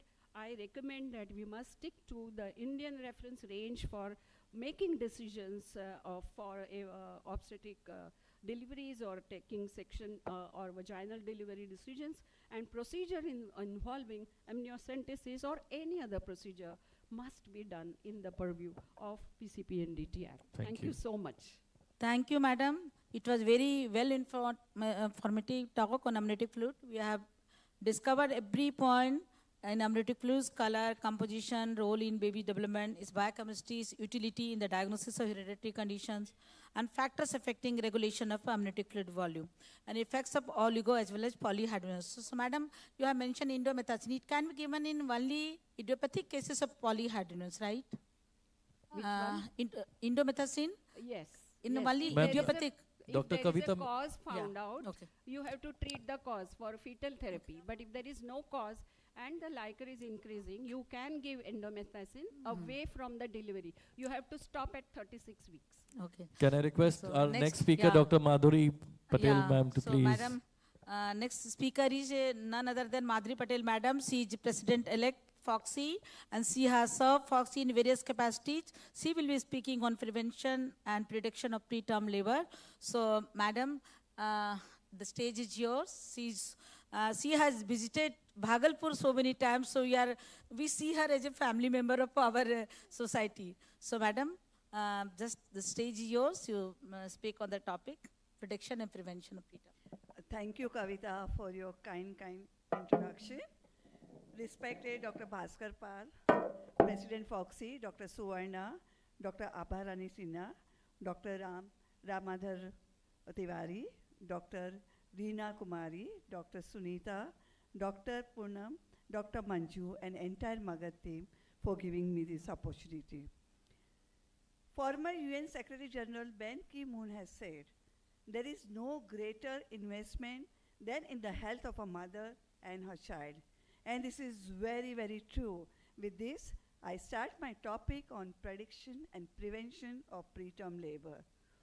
Despite of considerable advance in obstetric care, preterm labor has remained one of the most challenging unsolved problem in obstetric, and it has continued to be major cause of perinatal mortality and morbidity even in developed world. WHO in 2022 has said the incidence is 5 to 18%. 15 million babies are born every year, and 1 million children under 5 are lost because of the complication of preterm labor. 3/4 of this that could be prevented with current cost-effective intervention. What about India? India contributes 3.6 million, that is more than 21% of the global incidence, and hence it is a challenge of 21st century. Preterm labor is defined as a contraction, 4 contraction in 20 minutes or 8 contraction in 60 minutes with cervical dilatation greater than 1 centimeter and effacement more than 80%. There is what you call a straitened preterm, where the uterine contraction occurs but cervix is not dilated. Diagnosed preterm labor, that is uterine contraction with the dilatation of the cervix, and established preterm labor, that is uterine contraction with cervix is 4 and more centimeter dilated. Now they are again divided into extreme preterm, that is less than 28 weeks of pregnancy, very preterm 28 to 32 weeks, and moderate to late preterm 32 to 37 weeks of pregnancy. Now why we divide? Because the prognosis in each team, each term is different, and that's the reason we divide them. Now there can be spontaneous and induced. Now it has been said that approximately 45 to 50% of preterm births are idiopathic, 30% are related to premature rupture of membrane, and 15 to 20% are attributed to medically indicated. Now what happens in normal term labor, there is a physiological activation of labor, while in preterm labor, there is a pathological activation, but the path remains the same. So now let us see what causes pathological activation of the pathway. We are aware about the preterm parturition syndrome, where the cervical disease is the most common. Uterine overdistension, especially multiple pregnancies, polyhydramnios, and nowadays we see more ARTs cases, so we have more multiple pregnancies. Then uterine ischemia, that is abruptio placentae. Infection is the most common cause. Endocrine disorder like hypothyroidism, allergic phenomenon, and abnormal allograft reaction. Now there are other risk factors also, previous history of preterm labor, age below 18 and above 35, and of course lifestyle factors like low pre-pregnancy weight, smoking during pregnancy, and dietary deficiency. So can we predict preterm labor? Yes, in 50% we can definitely predict the preterm labor, while in 50% we cannot predict. Then vaginal examination, cervical, that is transvaginal sonography, screening for bacterial vaginosis, screening for fetal fibronectin in cervico-vaginal mucus. So these are the things we can do to predict the preterm labor. Now in the past when we were resident, we used to do every 4 weeks vaginal examination to know the cervical shortening. But nowadays it has gone. It has replaced by transvaginal ultrasonography for cervical length. And during transvaginal sonography, if you find the cervical length between 16 to 24 weeks of pregnancy, less than 25 mm, it indicates that she is likely to go into preterm labor. This is the video I'm showing you because by default, we all obstetricians have become a sonologist. So I would like to show this, that whenever you are doing sonography, here you can see the cervix is closed. But when the transfundal pressure is given, the cervix opens up. So what I mean to say, when we as sonologists, we have to do it properly so we don't miss any of these conditions. With this, I would like to say role of asymptomatic bacterial vaginosis and vaginal pH. There was a prospective study done in 1700 antenatal women who were asymptomatic, and they found this asymptomatic bacterial vaginosis pH more than 4.5 increased the risk of preterm labor by 3 times and premature rupture of membrane. Even the trichomonas also is responsible for patient going to preterm labor and premature rupture of membrane. Now we have a biochemical markers, and most common is fibronectin test. This fibronectin, if you see, it is produced by the fetal membrane. And what is the aim of it? What is the function of it? It makes the adhesion between the placenta, membrane, and deciduum. If you find this fetal fibronectin between 16 to 20 weeks of pregnancy in vaginal mucus, it is normal. But if you find this after 24 weeks of gestation, this vaginal mucus, this fibronectin, it indicates that she is likely to go into preterm labor. That means there is a interface, there is a separation of the placental membrane and deciduum. As a result, it comes into the vaginal mucus. Now there are many studies have done, and there is a systemic review study was done in 2017. 554 articles, 14 systemic review, and shown that it is very positive test that she will go into preterm labor within a week when you find this fetal fibronectin in vaginal mucus. And value of more than 50 nanogram is suggestive of positive test. Now what we do, because in one test we can't rely, then both the tests you can combine. And if you feel transvaginal sonography for cervical length more than 30 mm and negative, that is no fibronectin in vaginal mucus, it indicates the patient is very less likely to go into preterm labor. There are other biochemical markers also, what you call as phosphorylated insulin-like growth factor binding protein 1, and that is secreted by deciduum. Same principle. There is a separation. The marker comes into the vaginal mucosa, and you predict it. And it has said this is also one of the biochemical markers which can help us out. There is another one, placental alpha macroglobulin 1. That is also, the principle is same, that it comes into the vaginal mucosa when there is a separation, and it can predict the preterm labor. The sensitivity is 66% and specificity of the 96%. Now let us say what the FDA approved biochemical tests in US are. One is presence of fetal fibronectin, and second is a positive salivary histiol more than 2.3 nanogram is associated with preterm birth.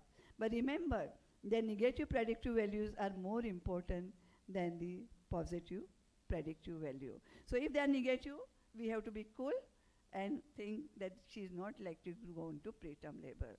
When I was going through the literature, I found the presence of, what you say, first trimester low maternal serum pregnancy plasma protein A, that is PAPA, and placenta growth factor, if you do, because there was a study carried out in almost more than 9,000 patients, where these were all asymptomatic.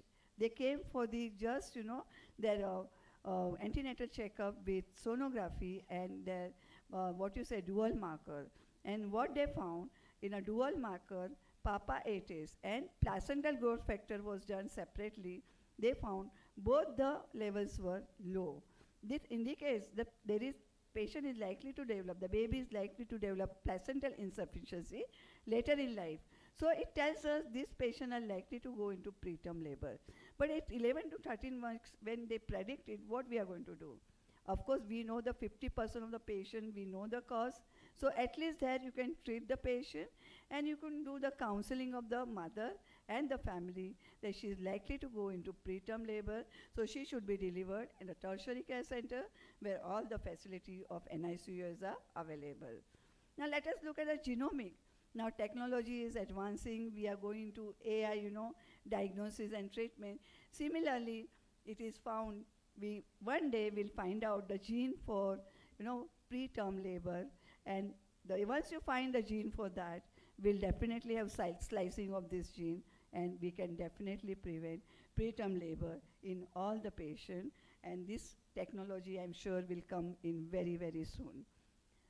Benjamin Franklin has said, an ounce of prevention is worth a pound of cure. So prevention is more important than the treatment. So how you prevent? Prevention, primary prevention when the patient is not pregnant, and secondary prevention when patient is pregnant. What you can do, if you find out the risk factor, you can treat them. Let us come to the role of prophylactic antibiotics, role of cervical cerclage, and role of progesterone in prevention of preterm labor. There were multiple studies, systemic reviews, meta-analysis. They said the antibiotics in third and second trimester and third trimester prophylaxis when given, it does prevent preterm labor, provided previous preterm labor was because of the infection. Otherwise, it does not prevent the preterm labor. Now, what about the prophylactic cervical cerclage? Yes, your transvaginal sonography says if the cervical length is less than 25 millimeter, or there is a history of preterm rupture of premature preterm rupture of membrane or cervical trauma. These are the indicated patients where you should do cervical cerclage. And there are studies, many studies have come up that cervical stitch does help when you do indicated patient to prevent the preterm labor. Now with this, we have studied at Nauroji Wadia Hospital, and we have reviewed the role of cervical cerclage in prevention of preterm labor. This was, 95 patients we did a cervical cerclage, and they were history indicated, sonography indicated, and clinical indicated, or combination of them. We did a cervical cerclage in 95 patients in that 1 year, and 5 patients were lost for follow-up, so we analyzed the 90 patients. Then there were total of 839 deliveries, that is 17.4% was preterm labor. Then we had history indicated were 48%, sonography indicated were 85%, and the clinical indicated were only 6%. So it says transvaginal sonography does play important role in prevention of preterm labor when you take the cervical stitch. Then McDonald procedure were followed in 86%, and Sirotka was followed in 13%. So still the McDonald method is still popular because it is a simple method, but where you feel cervix is very, very short, you should go for the Sirotka stitch. Emergency LSCS was done in 35 patients, and elective LSCS was done in 13 patients. There was a very interesting case. She was a Gravida 7, Para 1, Living 0, where first 4 abortions were first trimester, and therefore she was investigated, and we found there was a septum in the uterus, which was hysteroscopically resected, and then patient conceived in 5th time, and in spite of that, she aborted at 20 weeks of gestation. Then in 6th pregnancy, we did a transvaginal cervical circulage. In spite of that, she went in labor at 28 weeks and she had a fresh stillbirth. So in 7th pregnancy, we did a trans-abdominal cervical circulage at 12 weeks of gestation after doing anti and dual marker, and she was kept in the hospital up to 34 weeks of pregnancy. This we could afford because it is a trust hospital, not much money has been spent, and elective cesarean section was done at 34 weeks of pregnancy. Baby was delivered 1.89 kg. She went home. She was kept in NICU because of the precious baby. She went home after 8 days of NICU admission. So the what you say, in here, that, when there is something like a septum is there, then you should also see that cervical incompetence is also likely to have. So you have to treat that part also. And secondly, abdominal cerculage does help in patient who has a incompetent os. So these were the, result that in spite of cervical cerculage, there were between 32 to 37 weeks of gestation, 38.6% underwent labor, but there were late preterm labor. So the chances of prognosis were very high. And 37 and above, 43 patients, that is 48.9 patients, had a full-term delivery. NICU admission was found in 28.7%. The gestation age at delivery average was 35.1 week, and weight was 2.43 kg. Now, if you see, we had 90 patients, out of that 2 aborted, 1 had IUFD, then 44 had preterm labor, 43 had term labor, NND were 40, so take-home babies were 73. So our success rate was 81.1%. This we compared with many of the authors, Zakia Khan, Klein et al., Doris, all these people had a success rate of 72, 80%, and our study also showed more than 80%. So let us look at the progesterone now. Remember, whether you use synthetic or whether you use natural, progesterone does not subside the contraction of the uterus. You have to use proper tocolytic. Once the patient is away from the preterm labor, subsided the preterm birth, labor pain, then you can put her on the progesterone, which will cause continuation of the pregnancy till you give the progesterone. So since my time is taking up, so I am not saying the theory, but I must say there are many theories on progesterone and preterm labor. At placental level, it regulates timing of labor, thus controls the stress hormone CRH. In amniotic fluid, it limits the prostaglandin production. At fetal membrane, it blocks the pro-inflammatory cytokines, induce apoptosis, preventing premature rupture of membrane. And at myometrium level, it reduces the inflammation, make the uterus tight, and cervical length is maintained.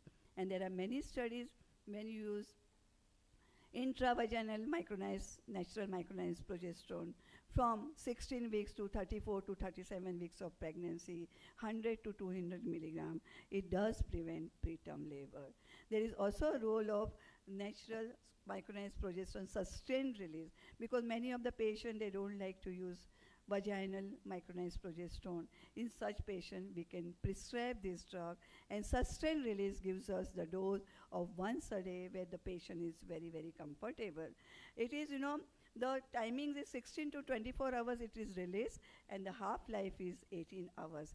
They have compared vaginal progesterone with the sustained, and they found the results were almost the same. But to the audience, I will definitely say that vaginal progesterone is much better than the oral one. 1 minute more, please. And these are so many studies have been carried out. It can be used in an infertility patient for the luteal phase defect or support, and this is also important factor that you should continue 36 to 37 weeks of pregnancy, what your NICU has a maximum survival rate. Then this is about the injection, where the patient cannot take, you can give every third day 100 milligram of progesterone for up to 36 weeks of pregnancy.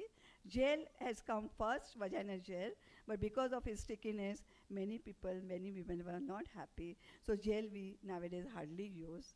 And of course, the synthetic progesterone, I would like to mention, 17 alpha hydroxyprogesterone we used to use. Then again it came in the market, and now it has been banned from many of the countries for the reason that it can cause, possible link with cancer in the offspring. So whenever you are giving, please counsel the patient and the relative. What about dydrogesterone? Dydrogesterone has been used for the threatened abortion, but preterm labor, we have not many, research paper which may come soon. And last slide, second last slide is that omega fatty acid. It is very important. There was a study done, and it was found that omega fatty acid, when you give before 20 weeks of pregnancy, 1000 milligram, then it does prevent preterm labor. Usually we give for the weight of the baby, but this also helps in preventing the preterm labor. So management, I'm not going to talk, but only was to say, hospitalize the patient when patient is in preterm labor, and inhibition of the uterine contraction by tocolysis, corticosteroid for the lung maturity, treatment of infection with antibiotic, magnesium sulfate for neuroprotection if she is less than 32 weeks, and transfer the patient in utero if possible. So to conclude, even with all this research and efforts, spontaneous preterm labor is still the challenge to us, and 50% are, because the 50% are idiopathic causes. Prediction, prevention, and treatment can decrease the burden of preterm labor. Progestin or cervical cerclage with antibiotics will definitely help to prevent the preterm labor, and we should not forget proper history taking. With this, I would like to say the exchange of knowledge is greater than the exchange of things, because ultimately all knowledge culminate in mind, and when patient sitting opposite to you, you remember, yes, I have to do this. Thank you, all of you, for the patient hearing. Thank you, madam. It was very informative talk. You have discussed every point, how to predict, how to prevent, role of markers, especially PAPE and alpha-fetoprotein, fetal fibronectin, and TVS ultrasonography to measure the cervical length. And cervical length cerclage is, I think, very good thing to when we diagnose. Madam, any role of etosiban, oxytocin receptor antagonist? When she has goes good into role. labor, we can give, and it is a very good drug. Only thing, it is a costly. So in the beginning, when she is in labor, you can give and you can try. In fact, instead of progesterone, we can go for etosiban if the patient can afford. Progesterone is not used as a tocolysis. Yeah. So it can be used once the labor pain goes away. For the maintenance, you can use the progesterone. Okay. Thank you, madam. So now next speaker is Dr. Ashish Mukherjee, sir. He will be speaking on magnesium sulfate, a savior in hypertensive disorders of pregnancy and preterm labor. So the stage is yours. Sir is principal and professor in Unit Head, CSS College of Obstetrics and Childhood, Kolkata, and governing council member ICOG, and he has served West Bengal, Kolkata in various capacities.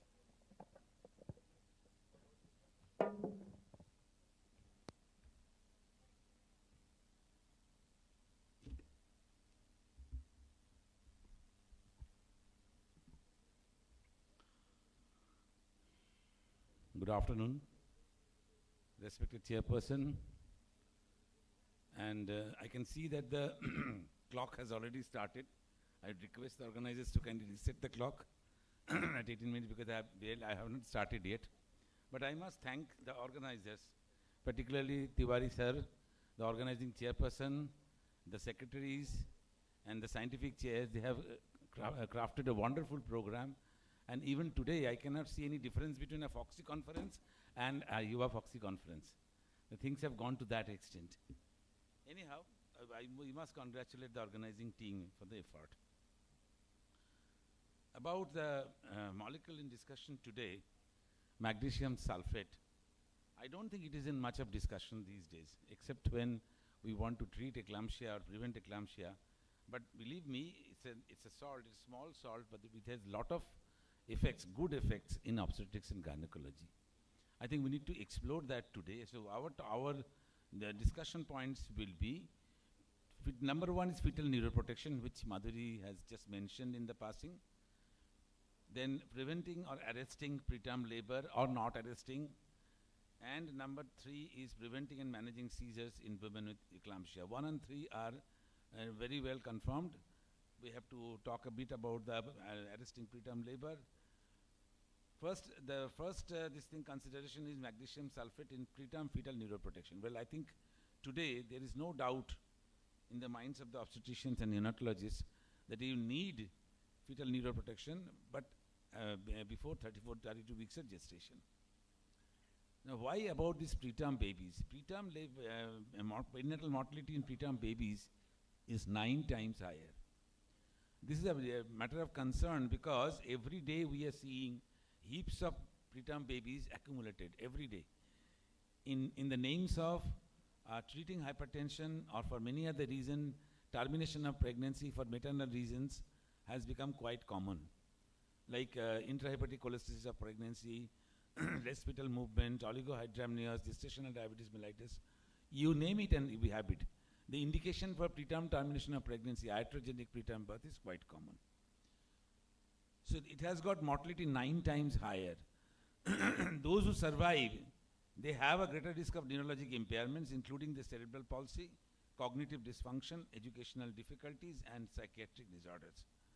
Well, the first one is obviously very, very important, but today cognitive dysfunction and educational difficulties, and particularly future growth and development and psychiatric disorders, have become very prominent and major concern for all the parents of these preterm babies. Now let us see what happens in the CNS in a preterm baby. Pathologically, there are 2 CNS injuries. One is the intraventricular hemorrhage or IVH, which is usually diagnosed by ultrasound, and the second one is the white matter injury, usually diagnosed by MRI. Clinically, the most frequent adverse CNS outcomes are cerebral palsy, the most important, cognitive impairment, as I said, and blindness, deafness, and the developmental delay. So all these things are remote consequences of preterm labor. Now coming to magnesium sulfate for neuroprotection, it has got mechanisms which may have the neuroprotective impact of magnesium. Magnesium is a non-competitive antagonist of the glutamate NMDA receptor. We know it from the knowledge of our eclampsia that it is an NMDA receptor blocker. So it increases the extracellular magnesium, and in the process, it blocks the calcium entry or calcium influx into the cell. And as a result, it blocks neuronal injury. Now, if this is one mechanism, there are other things to play with. Number two is it's a membrane stabilizer, which plays a very important role in preventing brain damage. It increases the cerebral blood flow. It prevents large blood pressure fluctuations, but it reduces the pro-inflammatory cytokines. I think they play a major role in the prevention of the inflammatory injuries to the brain. And it also, of course, it has got an antioxidant effect. So these are the mechanisms by which magnesium sulfate is effective. And this is not only theory, it has been proved in many clinical trials. And there is no surprise that it has come out in almost all the recommendations for magnesium sulfate in protection of the small babies. FIGO good practice recommendations on magnesium sulfate administration is there, which came out in, I think, 2022. In pregnancies below 32 to 34 weeks of gestation, the use of magnesium sulfate for neuroprotection of the fetus should be considered, and magnesium sulfate should be administered regardless of the cause of preterm birth and the number of the babies. That means twin pregnancy, multiple pregnancy also it is effective. When birth is planned, MagSulf should commence as close as possible to 4 hours before birth. If delivery is planned or expected to occur sooner than 4 hours, magnesium sulfate should be administered, as there is still likely to be an advantage from the administration within this time. So the ideal time is 4 hours, but even if it is not so, you should give it.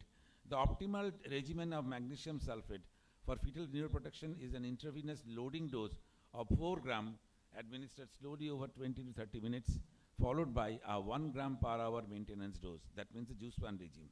This regimen should continue until birth, but should be stopped after 24 hours of if baby is undelivered. The second recommendation comes from the ACOG. Of course, they have been shouting about this neuroprotection from a long time, so it is quite obvious it will come from them. But World Health Organization, in their publication, also wrote that there is a very strong recommendation for the babies who are going to be born imminent preterm birth before 32 weeks of gestation. Look at the period of gestation, everyone is recommending 32 weeks. So this will be useful later on. Then came our Fogsi own GCPR 2026, just prepared a few months ago.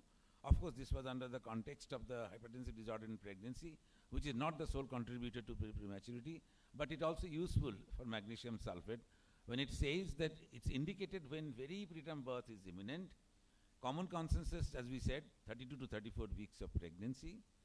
Optimal timing, start magnesium sulfate when preterm birth is expected within 24 hours. This is very, very important. That means you just cannot, a lady carrying 32 weeks antenatal, you cannot administer magnesium sulfate. You have to have the idea that the preterm birth is going to be expected within 24 hours. I mean, you get the signs of that, the predisposing factors, the precipitating factors, etc., etc. You should ideally begin at least 4 hours before birth, as I said, but give, even if delivery is sooner, some benefit persists. And the dosage is 4 gram IV loading dose over 20 to 30 minutes, 1 gram per hour, that is Uspan regime. Continue until delivery or up to 24 hours. Stop after 24 hours if undelivered. So that will put a check on the mothers who have been falsely diagnosed as pre-labor or labor, etc. And repeat dose, when you give the repeat dose, it should be deferred till 4 weeks. So immediately you cannot put a repeat dose, and that's what important recommendation came from our own Fogsi. The availability of magnesium sulfate has been so far, we have seen in multiple vials. It is very difficult, or rather sometimes time consuming, to prepare the solution of 4 gram total in 100 ml. Sometimes inaccuracies also peep in. Therefore, I think there's a small bit of invention. This magnesium sulfate is available in a 4 gram total pack in 100 ml. I think it makes the matter easier, and it can be, in water for injection, it's easier for IV administration. Let us see what Cochrane review says on magnesium sulfate. Cerebral palsy in children. I think cerebral palsy is one thing which we are everybody concentrating on, and it reduces the risk of cerebral palsy. And look at the relative risk. RR is 0.68. That's good. And then 95% confidence interval is 0.54 to 0.87. It has never gone beyond that. And substantial gross motor dysfunction, inability to walk without assistance at 2 years of age. So I think you can follow these babies up to 2 years, because the cerebral palsy happens even after the birth. Magnesium sulfate had no significant effect on the pediatric, like fetal, neonatal, and later mortality. And the number of women needed to be treated to benefit one baby by avoiding cerebral palsy is 63, a modest number. That is NNT, is 63. Obstetric and Gynecological Societies of Canada, they have defined a cutoff slightly different, less than equal to 31 point. But of course, they have stretched it up to plus for 6 weeks, and therefore it is 32 weeks only. So we now stick to the 32 weeks of pregnancy, below which you give this protection. The second point is magnesium sulfate in arresting preterm labor. I think Madhuri has discussed, or she didn't discuss, she didn't get time, I think, about magnesium sulfate in preterm labor prevention. Well, there are many studies and many clinical reports available, but I cannot say, standing at this podium, that it should be used as a tocolytic. There is no recommendation as such from the world bodies. But there are many studies, and the studies actually, the publication started long ago, 1977. It is continuing till date. But as I said, there is inconsistent publication results, and therefore we are not in a position to give any verdict about the recommendation about the magnesium sulfate as tocolytic agent. Of course, the agents like magnesium sulfate and progesterone do have a residual effect. So whenever magnesium sulfate is used for neuroprotection, it will continue its prevention of contraction effect up to certain length of time. In case of progesterone, it is 13 days. In case of magnesium sulfate, it is 7 to 8 days. So I think that is useful. That much I can say. So there are clinical trials which have shown that it prevents the preterm labor between 24 to 33 weeks of pregnancy. It has been compared with nifedipine. It has been also compared with the other drugs like isoxuprine also. And every time the results have been inconsistent, and also there is no guidelines or direction as to how long it should be used, when should it be started, etc., etc. Our third point in contention is quite clear. That is magnesium sulfate in preventing eclampsia in women. I think this is the surest evidence there. So all of us know this, and we don't need to discuss much about this. Just we will go on to the recommendation that is available at the present moment. So this is eclampsia and preeclampsia, all of you know. Annually, nearly 63% maternal deaths are still happening worldwide. So timely intervention like prevention and treatment of eclampsia convulsions, I think it is highly necessary for maternal death prevention. Of course, much has been done over the last decade, but I think still they are happening. If you talk about clinical trials on magnesium sulfate in eclampsia, I think the only one trial that you need to know and study and discuss about is the MAGPIE trial. It was also known as the collaborative eclampsia trial, and as landmark trial. It was published in Lancet 2002, and it has got huge implications beyond its publication. So I think we should discuss about this first. More than 10,000 women were eligible for this study. They have not given birth or were 24-hour or less postpartum. The intervention group were given Pritchard regime, and the control group were given placebo. So it was a placebo-controlled, multicentric, double-blind trial. And the primary outcomes were eclampsia, number 1, and number 2, death of the baby. And secondary outcomes were maternal morbidity, toxicity of the magnesium, and other side effects. What are the results? Magnesium sulfate halves the risks of eclampsia. This is a well-established fact. So preventive role of eclampsia nowadays we are considered is greater than the curative role of eclampsia, magnesium sulfate. It probably reduces the risk of maternal death also. So no wonder that so many recommendations have come forward, and I don't think that anybody will deny about the application of magnesium sulfate for prevention of eclampsia and treatment of eclampsia. And regime, all of us know. World Health Organization, nice guidelines, you name it, and everything is always there. The Society of Canada, then magnesium sulfate dosage regime, all of you know.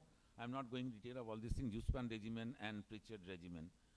There is a bit of controversy as to whether the Juspan is the more commonly used regime today, or Pritchard is the more commonly used regime today. In our recommendation, in our Fogsi recommendation, GCPR, we have written that the Pritchard regime is a commoner than the Juspan regimen. But Juspan is sometimes favored by the many of this thing, and they say Juspan is better over Pritchard because of the accurate control. But I would like to put a word of caution here.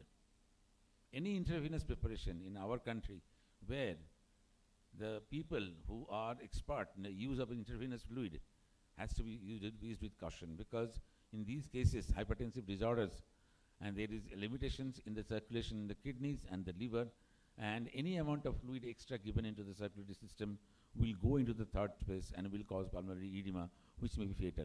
So I think we need to take care of that.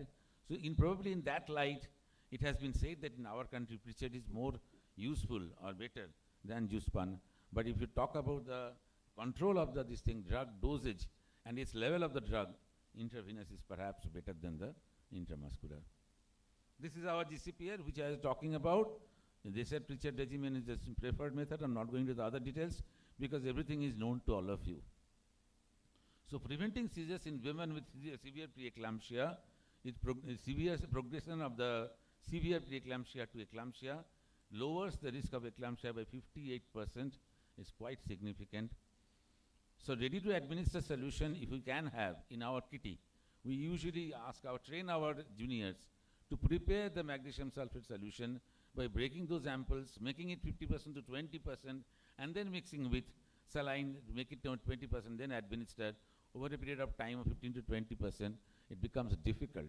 Instead of that, if we have a ready-made preparation which contains this 4 gram of magnesium sulfate in 100 ml, you just give an instruction that this bottle has to run for 4 hours.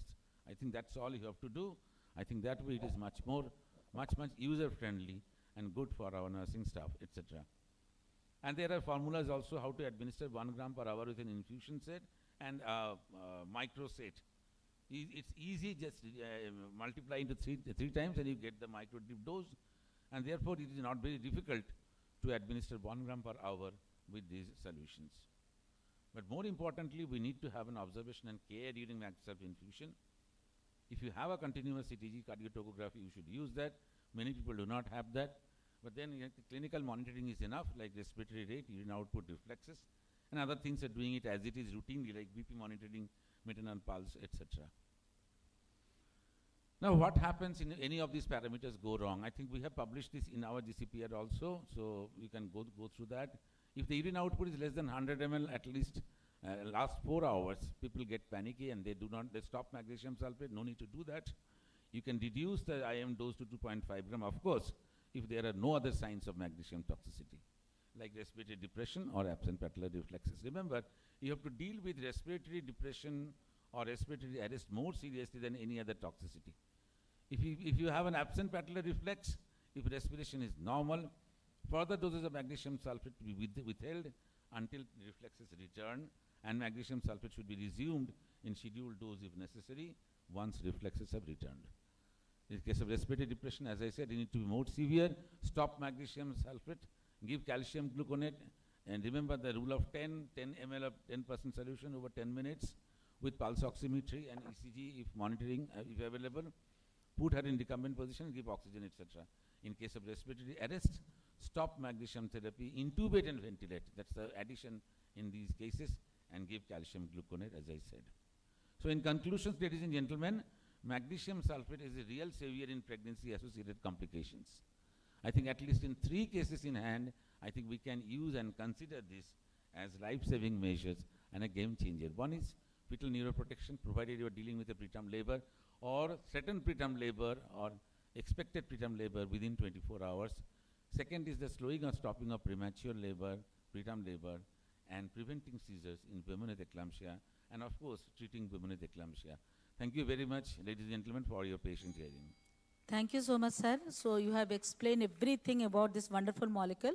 So this magnesium sulfate has got very good effects, not only in the neuroprotection, but also it prolongs and prevents preterm labor, and it can also be given in the prevention of treatment of eclampsia. So, but we should know the risk factors and what are the complications of this molecule, and if given, and if it happens like loss of patellar reflex, decreased urine output, respiratory rate decrease, then we have to go for calcium gluconate. So thank you so much. The excellent. One photograph with all the speakers and the chairpersons. All the chairpersons together can come along.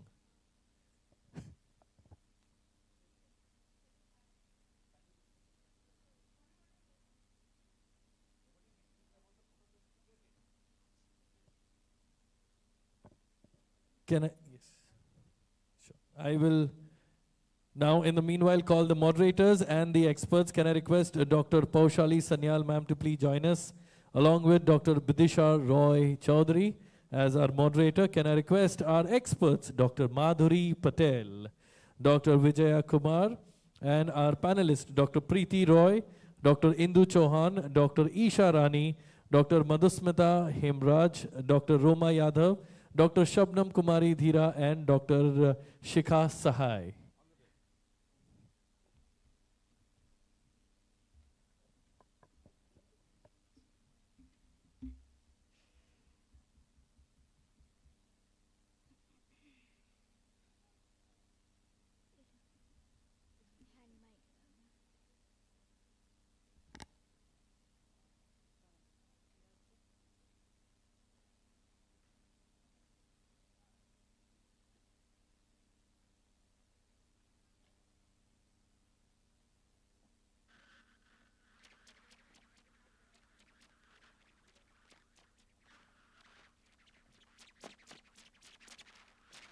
Check. Follow.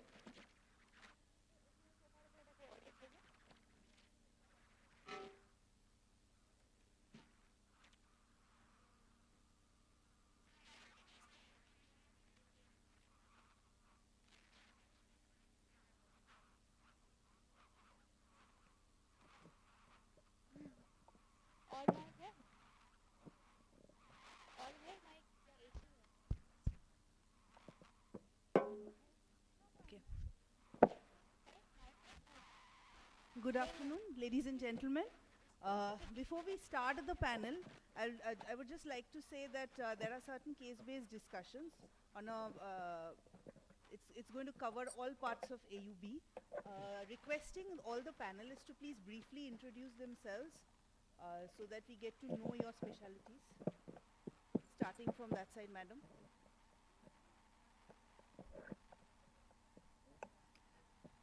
Good evening, everybody. I'm Dr. Shabnam Kumari Dhira from Jamshedpur.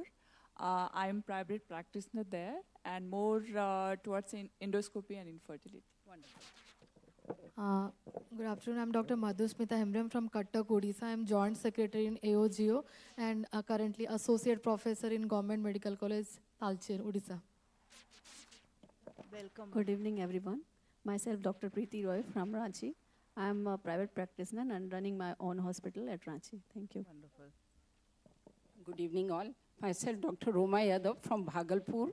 I'm a consultant gynecologist there and posted in Bihar government. Thank you. Good evening. I am Dr. Yuva. I am Department of Obs and Gynae. Yes, ma'am. So welcome to all the panelists. Now, time is short. It's only 30 minutes we have.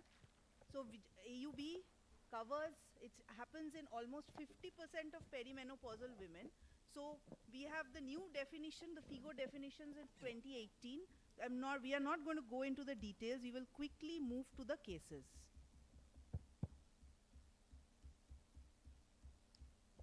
Okay. So we have 6 cases. Let us see if we are able to cover all. So this 40-year-old lady, she comes for the health checkup. The USG shows there's an endometrial polyp. The size of the polyp is 1.5 into 1.2 centimeter. The bilateral ovaries are normal. And she is not planning pregnancy currently. Married for 3 to 4 years. Nothing significant in her past medical history or surgical history. And the examination also, there is nothing to be found. So how will you proceed for this case? Starting with Dr. Shabnam. Yeah, start from that side. So she's 40 years old and she has not yet completed family. So we'll first investigate. Apart from routine investigations, so because it is diagnosed endometrial polyp, so we can do diagnostic histoscopy and polypectomy. Okay. Before that, anything in the history? Ma'am, please use a mic. I want to know, but it is an incidental finding or actually she's having any heavy menstrual bleeding or not? Because it's written 40 years, came with health checkup, and it is an incidental finding during ultrasound. She was having AUB. Now, this is an incidental finding during ultrasound when we investigated her. So you want to verify from the history again, right? Like she's having, according the menstrual history has to be taken here. That's what you're trying to say? History we detail one to from history, how long she is having heavy menstrual bleeding, how many pads she is using per day, whether it is associated with a clot or not, whether any associated dysmenorrhea is there or not. So any clinical symptoms we are trying to target, whether she is having any clinical symptoms.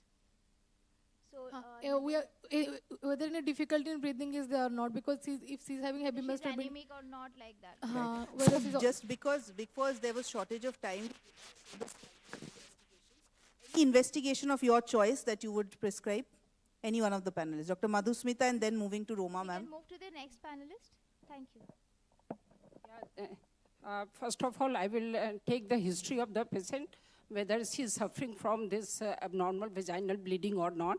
And when she will complain of this bleeding, since you have discussed about that on USG endometrial polyp, so endometrial polyp may be the cause of this AUB. So what investigations will all you investigations, CBC, complete hemogram, and then the thyroid profile, and also the coagulation profile, like the platelet count, prothrombin time, antiprothrombin time, and all in our part also this von Willebrand is also very common about, and investigate about the von Willebrand factor, also about the serum prolactin and ultrasound. And what kind of an ultrasound? This was an USG abdomen. Now, do you do a USG abdominal ultrasound, transvaginal? Transvaginal ultrasonography is needed in this case, and in USG, you have seen this 1.5 to 1.2 centimeter. Yes. So hysteroscopy may also be done. Okay, so next. So hysteroscopy for you. Any of the panelists are going to offer conservative management? Suppose the patient doesn't want surgery right now. Yes, ma'am. we can offer her means conservative treatment because she have not yet decided to have a baby. If in further, if she decides to have a baby and she is having any problem in conceiving, we may offer what her treatment you will advise? You remove the polyp or you give her any medications? What? Conservative treatment, what you want to advise? That's we want to know. For HMB, we can advise her tranexamic acid during her menstrual period when she is having heavy menstrual bleeding. And we can advise her norethistron acetate, 5 milligrams TID for 5 days and thereafter continue for 15 days OD. Okay. It is cyclical. So cyclical Yeah, norethistron? cyclical, yeah. Or OCPs. Yeah, we can give her OCP also and alternate medications that will work. Right. Vijaya ma'am, your mode of treatment, you go for a hysteroscopic polypectomy or conservative? Can also be done. Yes, and since he is not desirous of pregnancy, so LNG IUS system can also be offered. Okay. Yeah, sure, ma'am, it can be. Vijaya ma'am, your opinion regarding this? First of all, in this particular case, a thorough history should be taken about all the abnormalities. Please check the mic. Ma'am, increase the volume, badhaiye thoda.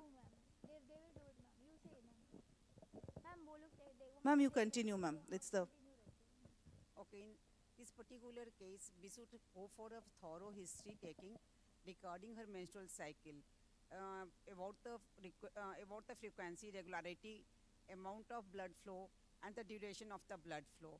If there is any abnormality in this particular case, we should go for all the investigations of the blood as told by the panelist. Along with this, blood sugar level should also be done because she's a 40-year-old lady. She might be suffering from diabetes mellitus. A patient of diabetes mellitus having this polyp may be a feature of endometrial hyperplasia. Ma'am, just we wanted to point out, like in all cases, if it's a polyp, do we have to go for hysteroscopy and polypectomy, or conservative management can be done? So, like, what is your take on that? In my view, hysteroscopic evaluation of the endometrial cavity should be done, and polypectomy should be polypectomy should also be done. At the same time, endometrial tissue should be taken for the biopsy. So if symptomatic, yes, then we have to go for that line of treatment. Done for the to note the what is the pathology of the endometrial which kind of hyperplasia it is. Yes. So absolutely. this is the treatment algorithm for AUB with polyps. So here, this is for the Fogsi GCPR. They say that suggested you do hysteroscopic polypectomy and go for a histopathological examination. Single endometrial polyp, young woman desirous of immediate pregnancy, you don't go for any further treatment. But in this case, the woman was not desirous of pregnancy. So there is always an option of LNG IUS insertion to give her contraception. For long term. Yeah. Next, Case 2. So Mrs. X, she's 46 years old. She's having menorrhagia. Now this woman has mitral valve prolapse and MR with atrial fibrillation. She's taking tablet warfarin and enalapril. Now she comes to you with heavy bleeding with soakage of 4 to 5 pads per day since 10 to 15 days. So moving to Dr. Madhushmita, what could be the possible causes? She's already on anticoagulants. Right. Warfarin, She's so- on warfarin, she's on enalapril. Here. So what do you want to do here? The causes? Cause is already is known here. So Yeah, so you want to go directly, you want to consult the cardiologist to reduce her doses, or you want to take you want to No, take the definitely. history and find For- out the other causes? no, I think I'll first go send to the cardiologist for the Okay. readjustment the dose. Okay. After that, it is persisting. Then according to that, I'll So investigate. suppose he says like it's not a problem regarding the anticoagulant, so then how will you proceed from there? How will you proceed? Cardiologist says that I've seen INR and everything, it's fine. So if she's other things are she's already 46, so the basic investigation like CBC and thyroid, those things I have to do, and she's 46-year-old. So in those cases, I need to evaluate the endometrial. Yes. I'll go for an endometrial biopsy. Okay. So moving to Dr. Shikha, right? So ma'am has told about endometrial biopsy. Do you do endometrial biopsy, and what is your opinion about outpatient endometrial sampling? In this case, I think we should do coagulopathy examination, means BTCT and APTT Yes, and PT. absolutely. Maybe warfarin is the cause for this. And directly we should not go for dilatation and curettage, because C is a case of mitral valve prolapse and C is under warfarin, so we may induce endocarditis and all. With suggestion of cardiologist, I think first we should check her this coagulation profile, and we should monitor her dose. Thereafter, if even if she is having bleeding, then we may think of that. Okay. We have ruled out the cardiological causes. INR is and normal. Then how will you proceed for the biopsy? That's what we wanted to know. Roma ma'am, do you go for endometrial sampling as outpatient, or you are going to advise this patient hysteroscopy guided biopsy? She is 48 years old, and she has this bleeding PV, heavy bleeding PV. One cause is the anticoagulant. Yes. And second, there may be endometrial hyperplasia or malignancy. Yes, so how will you do the biopsy? That Like biopsy outpatient procedure, or we have to do the biopsy, and we have to rule out whether this is endometrial hyperplasia without atypia or atypical hyperplasia with atypia. That So will come we have into to that just part. We will come to that distinguish part. between the two, and then only we will further proceed. Right. So you do you do outpatient endometrial sampling? Any of you? In the OPD, do you take people's biopsy? That's Pardon, ma'am, mic please.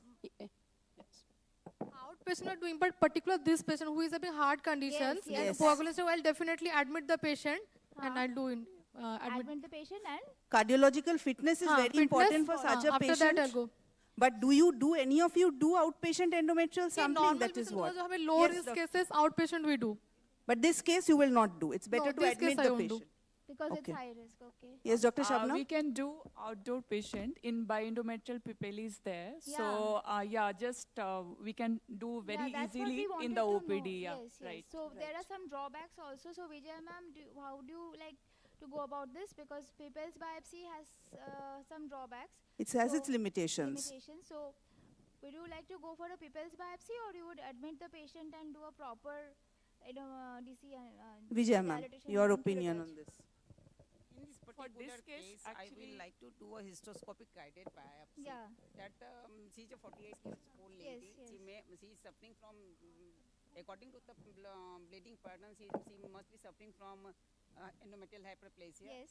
And the focal point should be noted, because in blind DNC we can miss the point. other So points. it must be hysteroscopically directed biopsy should be done.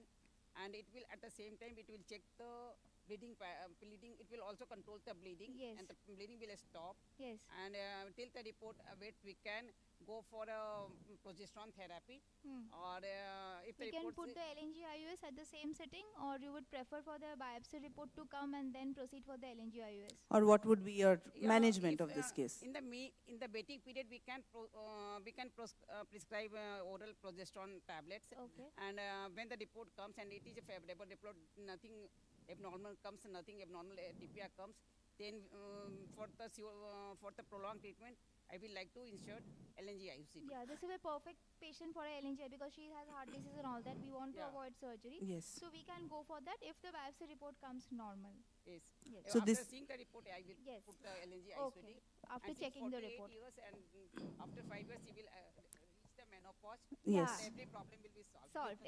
Absolutely. Thank Ma'am, you. since you had talked about interim role of oral progestrogens, for this kind of patient, just what would be your choice of progestrogens that you had said, interim period, till you get the biopsy, you wanted an oral progestrogen.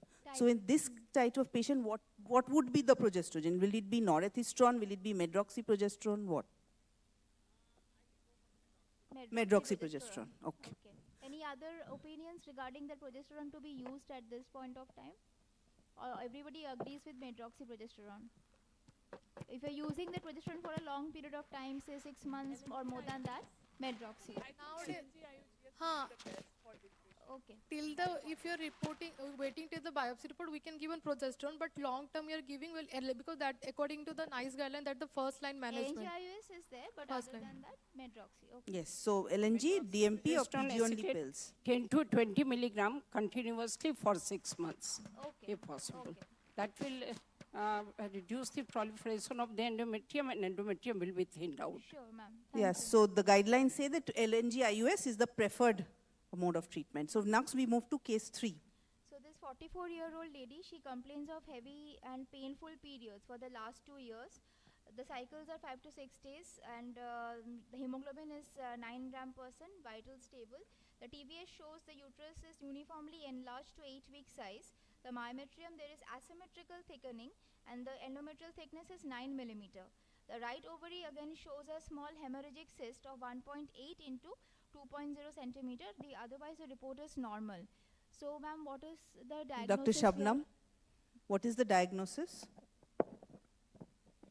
It looks like, ma'am, adenomyosis of the uterus. Yes. And but again, TVS and ultrasonography will be the first choice of investigations. Yes. Apart from the routine investigation, because it all depends upon the age of the patient and she wants to preserve the uterus or not. Yeah. And again, in this condition also many times LNG-IUGS system works better Yeah, after suppose, biopsy. as your infertility specialist, suppose this patient is planning a pregnancy. Yeah. So how do you proceed in that? Those So cases? obviously I'll do hysteroscopy and endometrial sampling. That is the routine procedure. And after that, nowadays, like everybody is doing microthermal ablation, that can it's like I can send It is her very for the new. Treatment expert. option. That is one To of the the expert. options, That is Yeah. the one options. And regarding the medical management, how Medical management, again, there are many choices are available. Progesterone will be the first choice, but apart from that, nowadays there are lots of molecules which are coming in the like. sometimes there is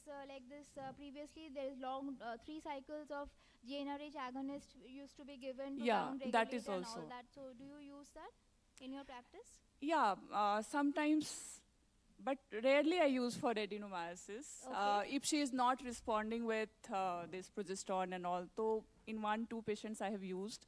Okay. And just to take the time and what she wants, like for the Okay, so further. Dr. Shabnam and then Dr. Madhusmita, you've done a endometrial biopsy and it shows secretory endometrium. So what is your impression and how will you manage? 44-year-old woman, AUB, adenomyosis. It has come secret, so the cancer is ruled out, any hyperplasia ruled out. So this type of patient, if she's not desiring for a child, so according to, as I told, the first line management is LNG IUS, according to NICE guidelines, so that can be put. Yes. And Anyone? Also, this patient was suffering from mild anemia. So correction of anemia is another part which should be covered for this patient. Some women, Roma ma'am, some women are unwilling for LNG-IUS. If she is unwilling for LNG-IUS, what can be the other choices? Yeah, LNG-IUS is the first choice. And if the patient, since this is a case of adenomyosis, I will also inquire about the pain during menses, if she feels pain during menses. And you have shown that the endometrium is secretory in nature. So the GnRH analog, which blocks this receptors, progesterone receptor will be again the choice, So in this very case, we can also use, nowadays a very recent drug has evolved, egacolics, and egolics can be used 150 milligram per day. In this very case also. 150 OD, right? OD, yes. How many of the here coming OD. to elagolics? How many of you have actually used elagolics in adenomyosis? Yeah, I'm using. You're using. Vijaya ma'am, your opinion also? And your inference? How much is the Usually, starting dose? this is a typical case of mild adenomyosis as shown in the ultrasonographic picture. And patient is having menorrhagia along with dysmenorrhea. She is having frequent cycles with a heavy menstrual blood loss, and she is having also painful menstruation. The best is to go for the LNG IUCD. If she is, many of the patients don't accept the intrauterine device, and in that cases, I like to prescribe elagolics, or nowadays it has come in the form of advac therapy, Yes. estrogen and progesterone. Yes. I am also Relugolix. writing that, and it is Working well. Yes. Okay. So how Previously, much do you, we were start using with, like this- 200 milligram twice a day, you start with that, or what is the What is starting your dose? starting dose? What do you recommend as starting dose and for how long? In the beginning, I used to keep 150 milligram for twice daily for 3 months. 3 months. And Okay. depending upon the tolerability of the patient, the acceptance of the patient, I increase Then you can increase. prolong the dose for maximum for 6 months. I have used for maximum for 6 months. Okay. Now, elagolix, the dose can actually be titrated. Now, see, if you start with 150 BD and you see the response, the pain and the bleeding reduce. Now, bleeding she will not be amenorrheic. She'll be having light periods. Then you can continue it with, and you can also, just Come down to revisit. once a day like Yes. that, yeah. Generally, even if you have severe pain with elagolix, you start at a higher dose. You start with 200 mg 200 OD. milligram once daily. And then you titrate it And down, say. even the Dynogest also helps. Yes. Dynogest Dynogest 2 also, milligram yeah, it helps also better. helps, yeah. It Anybody reduces has the done it reduces the bleeding as well as the pain also. Yes, yes, absolutely. Regarding adenomyomectomy, anybody has done this Shabnam ma'am, you are endoscopy and people infertility. who are planning a pregnancy in those patients, adenomyomectomy? Indications for adenomyomectomy? Yeah, even I have done 2-3 cases of adenomyomectomy. If she's How desirous is the of outcome retaining like in those cases, and what Louder, are the ma'am, louder. complications? Yeah, it was good. It works good, and but I think there are many datas and all. Nowadays, everybody is preferring to go for microthermal ablation. That is Microthermal yeah, ablation. that has better Okay. result than adenomyomectomy. So, for MEA. a smaller size of adenomyoma. So we move to case number 4. This is a 38-year-old lady, Mrs. ABC. She's having an intramural fibroid, 4 into 4 centimeter. Now these women also present. She presented with heavy menstrual bleeding. She was previously having COCs, but now the last 3-4 cycles, no response. The patient wants to conserve her uterus. Madhushmita ma'am and then Shika ma'am, what are your treatment options for this patient? She wants to conserve her uterus. So Yes. First I'll locate the fibroid where exact map the fibroid where it is. The fibroid. So like which category? Yeah. That, Okay. palm coin that. Yeah, the Then after that, if she wants to conserve the uterus, initially medical management can be done. What medical management ma'am? What drug? Elagolix, ulipristal, those can be taken. And next Anyone is wants to surgical. defer? Elagolix. You use elagolix, right? Ma'am? Can you Yeah, go ahead, specify the please. type of fibroid for you, which like elagolix is preferred or mifepristone is preferred like that? Mifepristone can be given, ulipristal. And if she's Yeah, not, for which type of fibroids? Like for all, though they will not work. So what will be the cutoff for the size and what is intramural? less than 3 centimeter will go for a medical management. If it Yeah. is more 4 into 4 centimeter, will go for a surgical management. Surgically, let's myomectomy. And according to the map, if it is submucosal, we can hysteroscopy guided, we can remove. It is submucosal, we can go for lap myomectomy or open myomectomy, depending on the expertise of the Yes, surgeon. for the medical management, ma'am. Anyone, like ma'am uses elagolix. Any other panelists would like to add something? Any other drug for medical management? Ulipristal acetate. You're using ulipristal acetate, ma'am. Mifepristone 25 milligram once daily for 3 Okay. months, or ulipristal acetate 5 milligram once daily for 3 months. So UDSS at 3 months. Yes. Do you, Mifepristone is Pardon? much cheaper than ulipristal. Yes. So Yes. Right, according right. to the patient's condition and choice, and I will manage till the patient wants hysterectomy or go for further. Yeah, that She is the wants to conserve the obviously uterus. That the last option. And regarding the liver function test, do you do it in between or at the end after 3 months like that to monitor the if you're giving ulipristal and? Ma'am, do you use it? Do you do an LFT at the beginning of starting treatment? Or you do it after Because 1 month? ulipristal was banned in between, no? Because they had a bad Yeah, effect on the liver. before using the ulipristal, we should do a liver function test, and after 3 months we should repeat it because ulipristal hampers the liver function, so we should repeat it so every 3 months. maybe after 3 months we should have a look. Okay. ICE guideline telling when first 2 cycles we are giving, every month we have to do. After that, everything. So yes, now they are saying that after 1 month for ulipristal acetate, you do an LFT. Now for mifepristone, you do not have to do it so frequently. You can just call her back at 3 to 6 months and you can check her CBC and LFT. So any of the panelists, your idea about embolization or MRG, The other FUS in this modalities- case? The other modalities which are available now? Anybody is doing that, or any hospitals are doing here? Embolization of the myoma and all that? Dr. Shabnam, any experience? Actually, long back, I was in Apollo, Hyderabad. So few cases they were doing UAE and like MRI guided. So actually, the outcome is now good for this because embolization. now I'm not doing that Yeah, because yeah. I'm not expert of that. And I think all about those drugs we mentioned earlier. Yeah. These drugs actually give you sometimes Exactly. that They buy the basically time, gives patient symptomatic relief for 6 months, 1 year. But ultimately, I don't find any regression of the size. Because they hardly, come back in millimeter we can say, but not very significantly. So medical these management drugs, is just gives little time.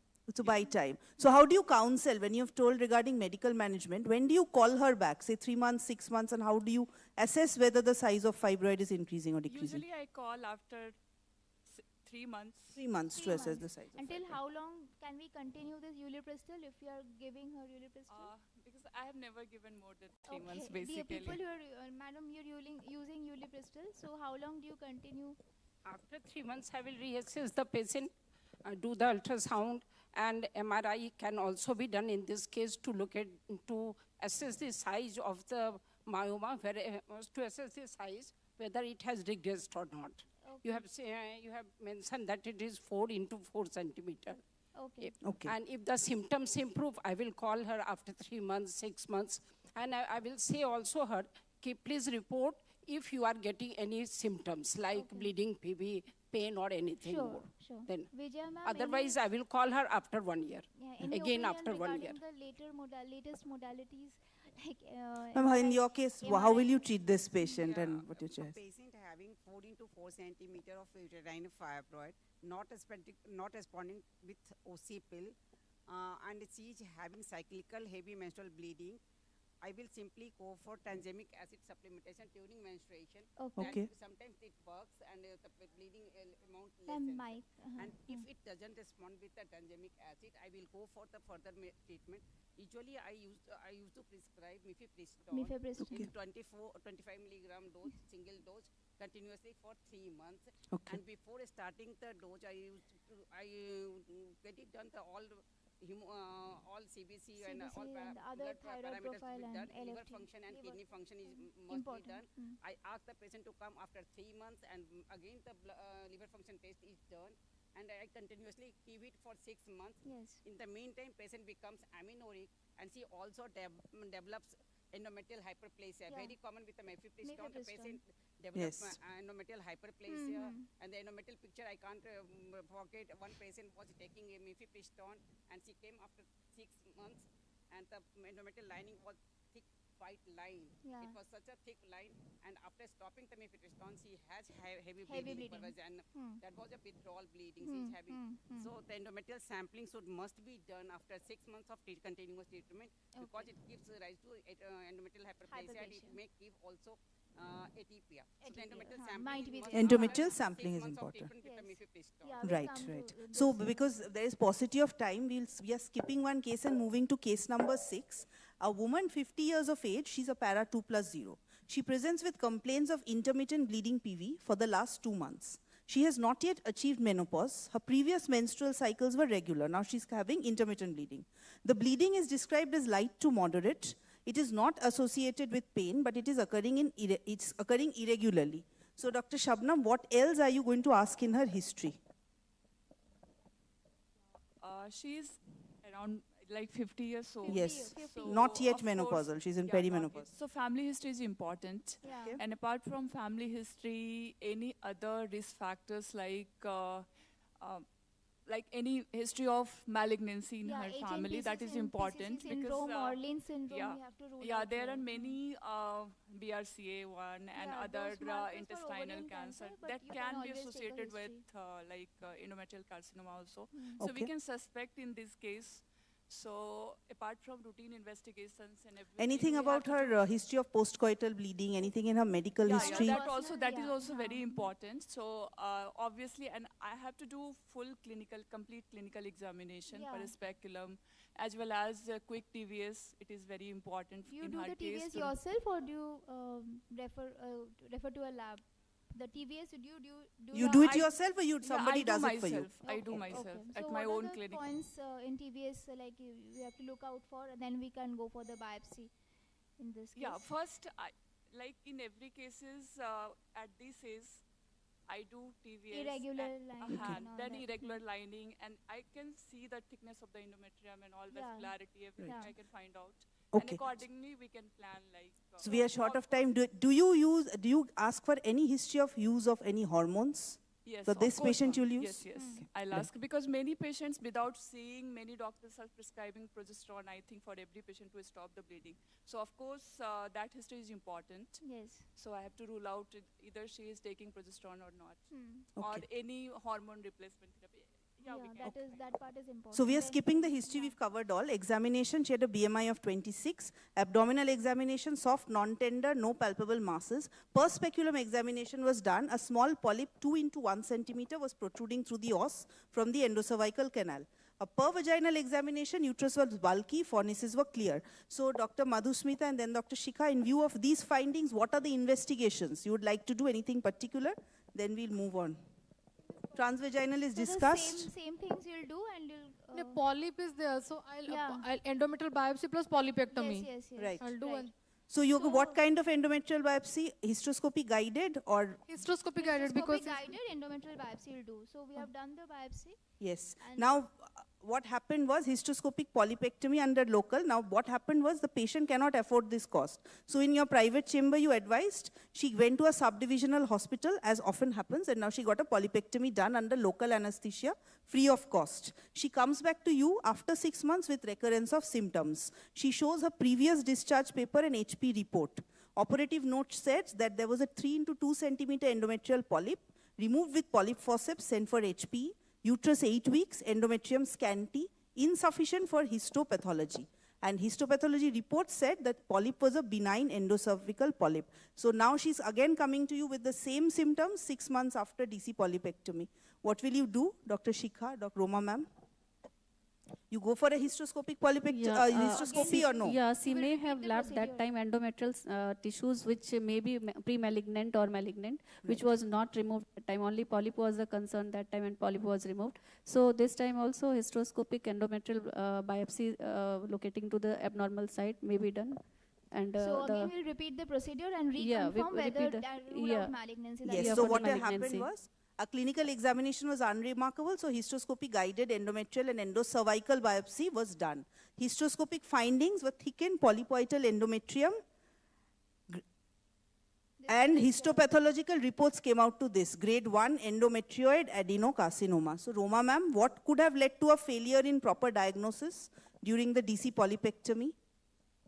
Yeah, at that time, the proper, that in the, somewhere in the district hospital, the polypectomy has not been done properly, and at the same time, that biopsy has not been taken most Yeah, probably. sometimes the focal areas are taken, the other areas are missed out. Yeah, This all might and happen. So, as the patient landed up in this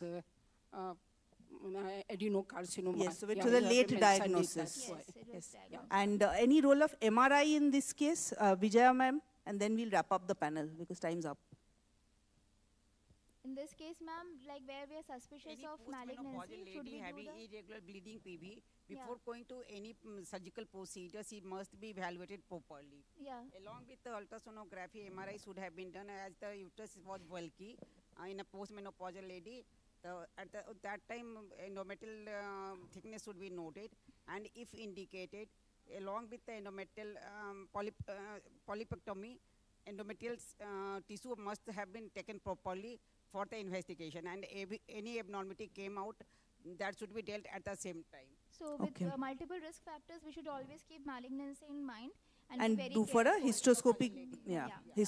Okay. So that is all. We don't have further time. So just and just one line take-home points from the panelists, and then we wrap up.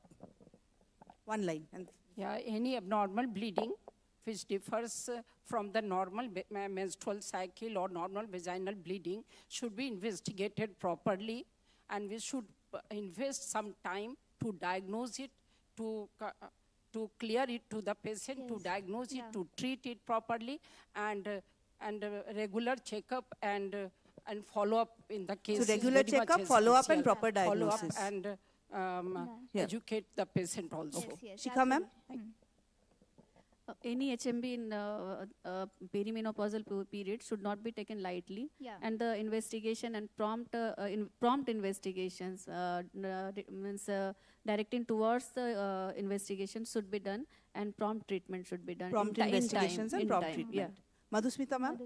My take home is a stepwise management from medical to gradually surgical management. Or Yes, we should go stepwise, not हाँ, jump. And, not jump directly to yes. extreme, because in many setups also heavy Yeah. menstrual directly go for. So many modalities are there, right? Patient choice is also important. Dr. Shabnam? My take-home message is this: we cannot leave any perimenopausal ladies without clinical examination. Yes, Perfect. Yeah. absolutely. So Very- perispeculum examination important. and one quick TVS Yeah. is must for all perimenopausal ladies. Yes. And we should not miss a chance to spread these messages to everybody, because I awareness have is seen very many important. prescriptions Yeah, just awareness, writing hormones to stop the bleeding Right, right. without perispeculum examination, and Yes. so we have to rule out like any local pathology in every case. Rule out local pathology. Vijaya ma'am? Smear, I think nowhere we mentioned pap smear is an important thing, like she should have been done. Yeah, absolutely. Any woman having abnormal uterine bleeding should have a thorough history, including the obstetrical history, menstrual history, family history, and the medical history, what medicines she is taking. And with that, the proper clinical examination should be done, including the local and the abdominal examination, Yes. and the systemic examination is also sometimes Yes. very important. Yeah. And at the same time, proper investigation should be taken into consideration, and proper treatment should be Right. offered to that particular age. Right. So proper And- history, investigations, and treatment. And also awareness is very important. We should encourage them to come out whenever they're having HMB, because they don't come out always. Yeah. Thank you, ma'am. Thank you so much for the lovely No. answers. We can have a photo. Yes, of course. The panelists to please come and the expert madam to please join us for a photograph. And we have a special photographer sitting in the front row as well. I think she's the daughter of one of our panelists. You can come forward for a photo. You can also come in the picture if you want. Come.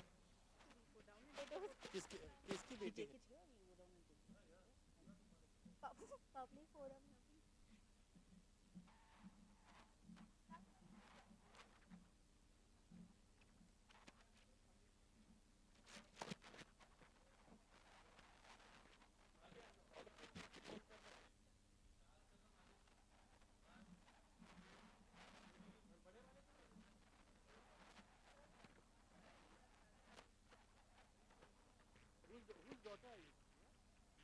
So be next to your own mother, so we know.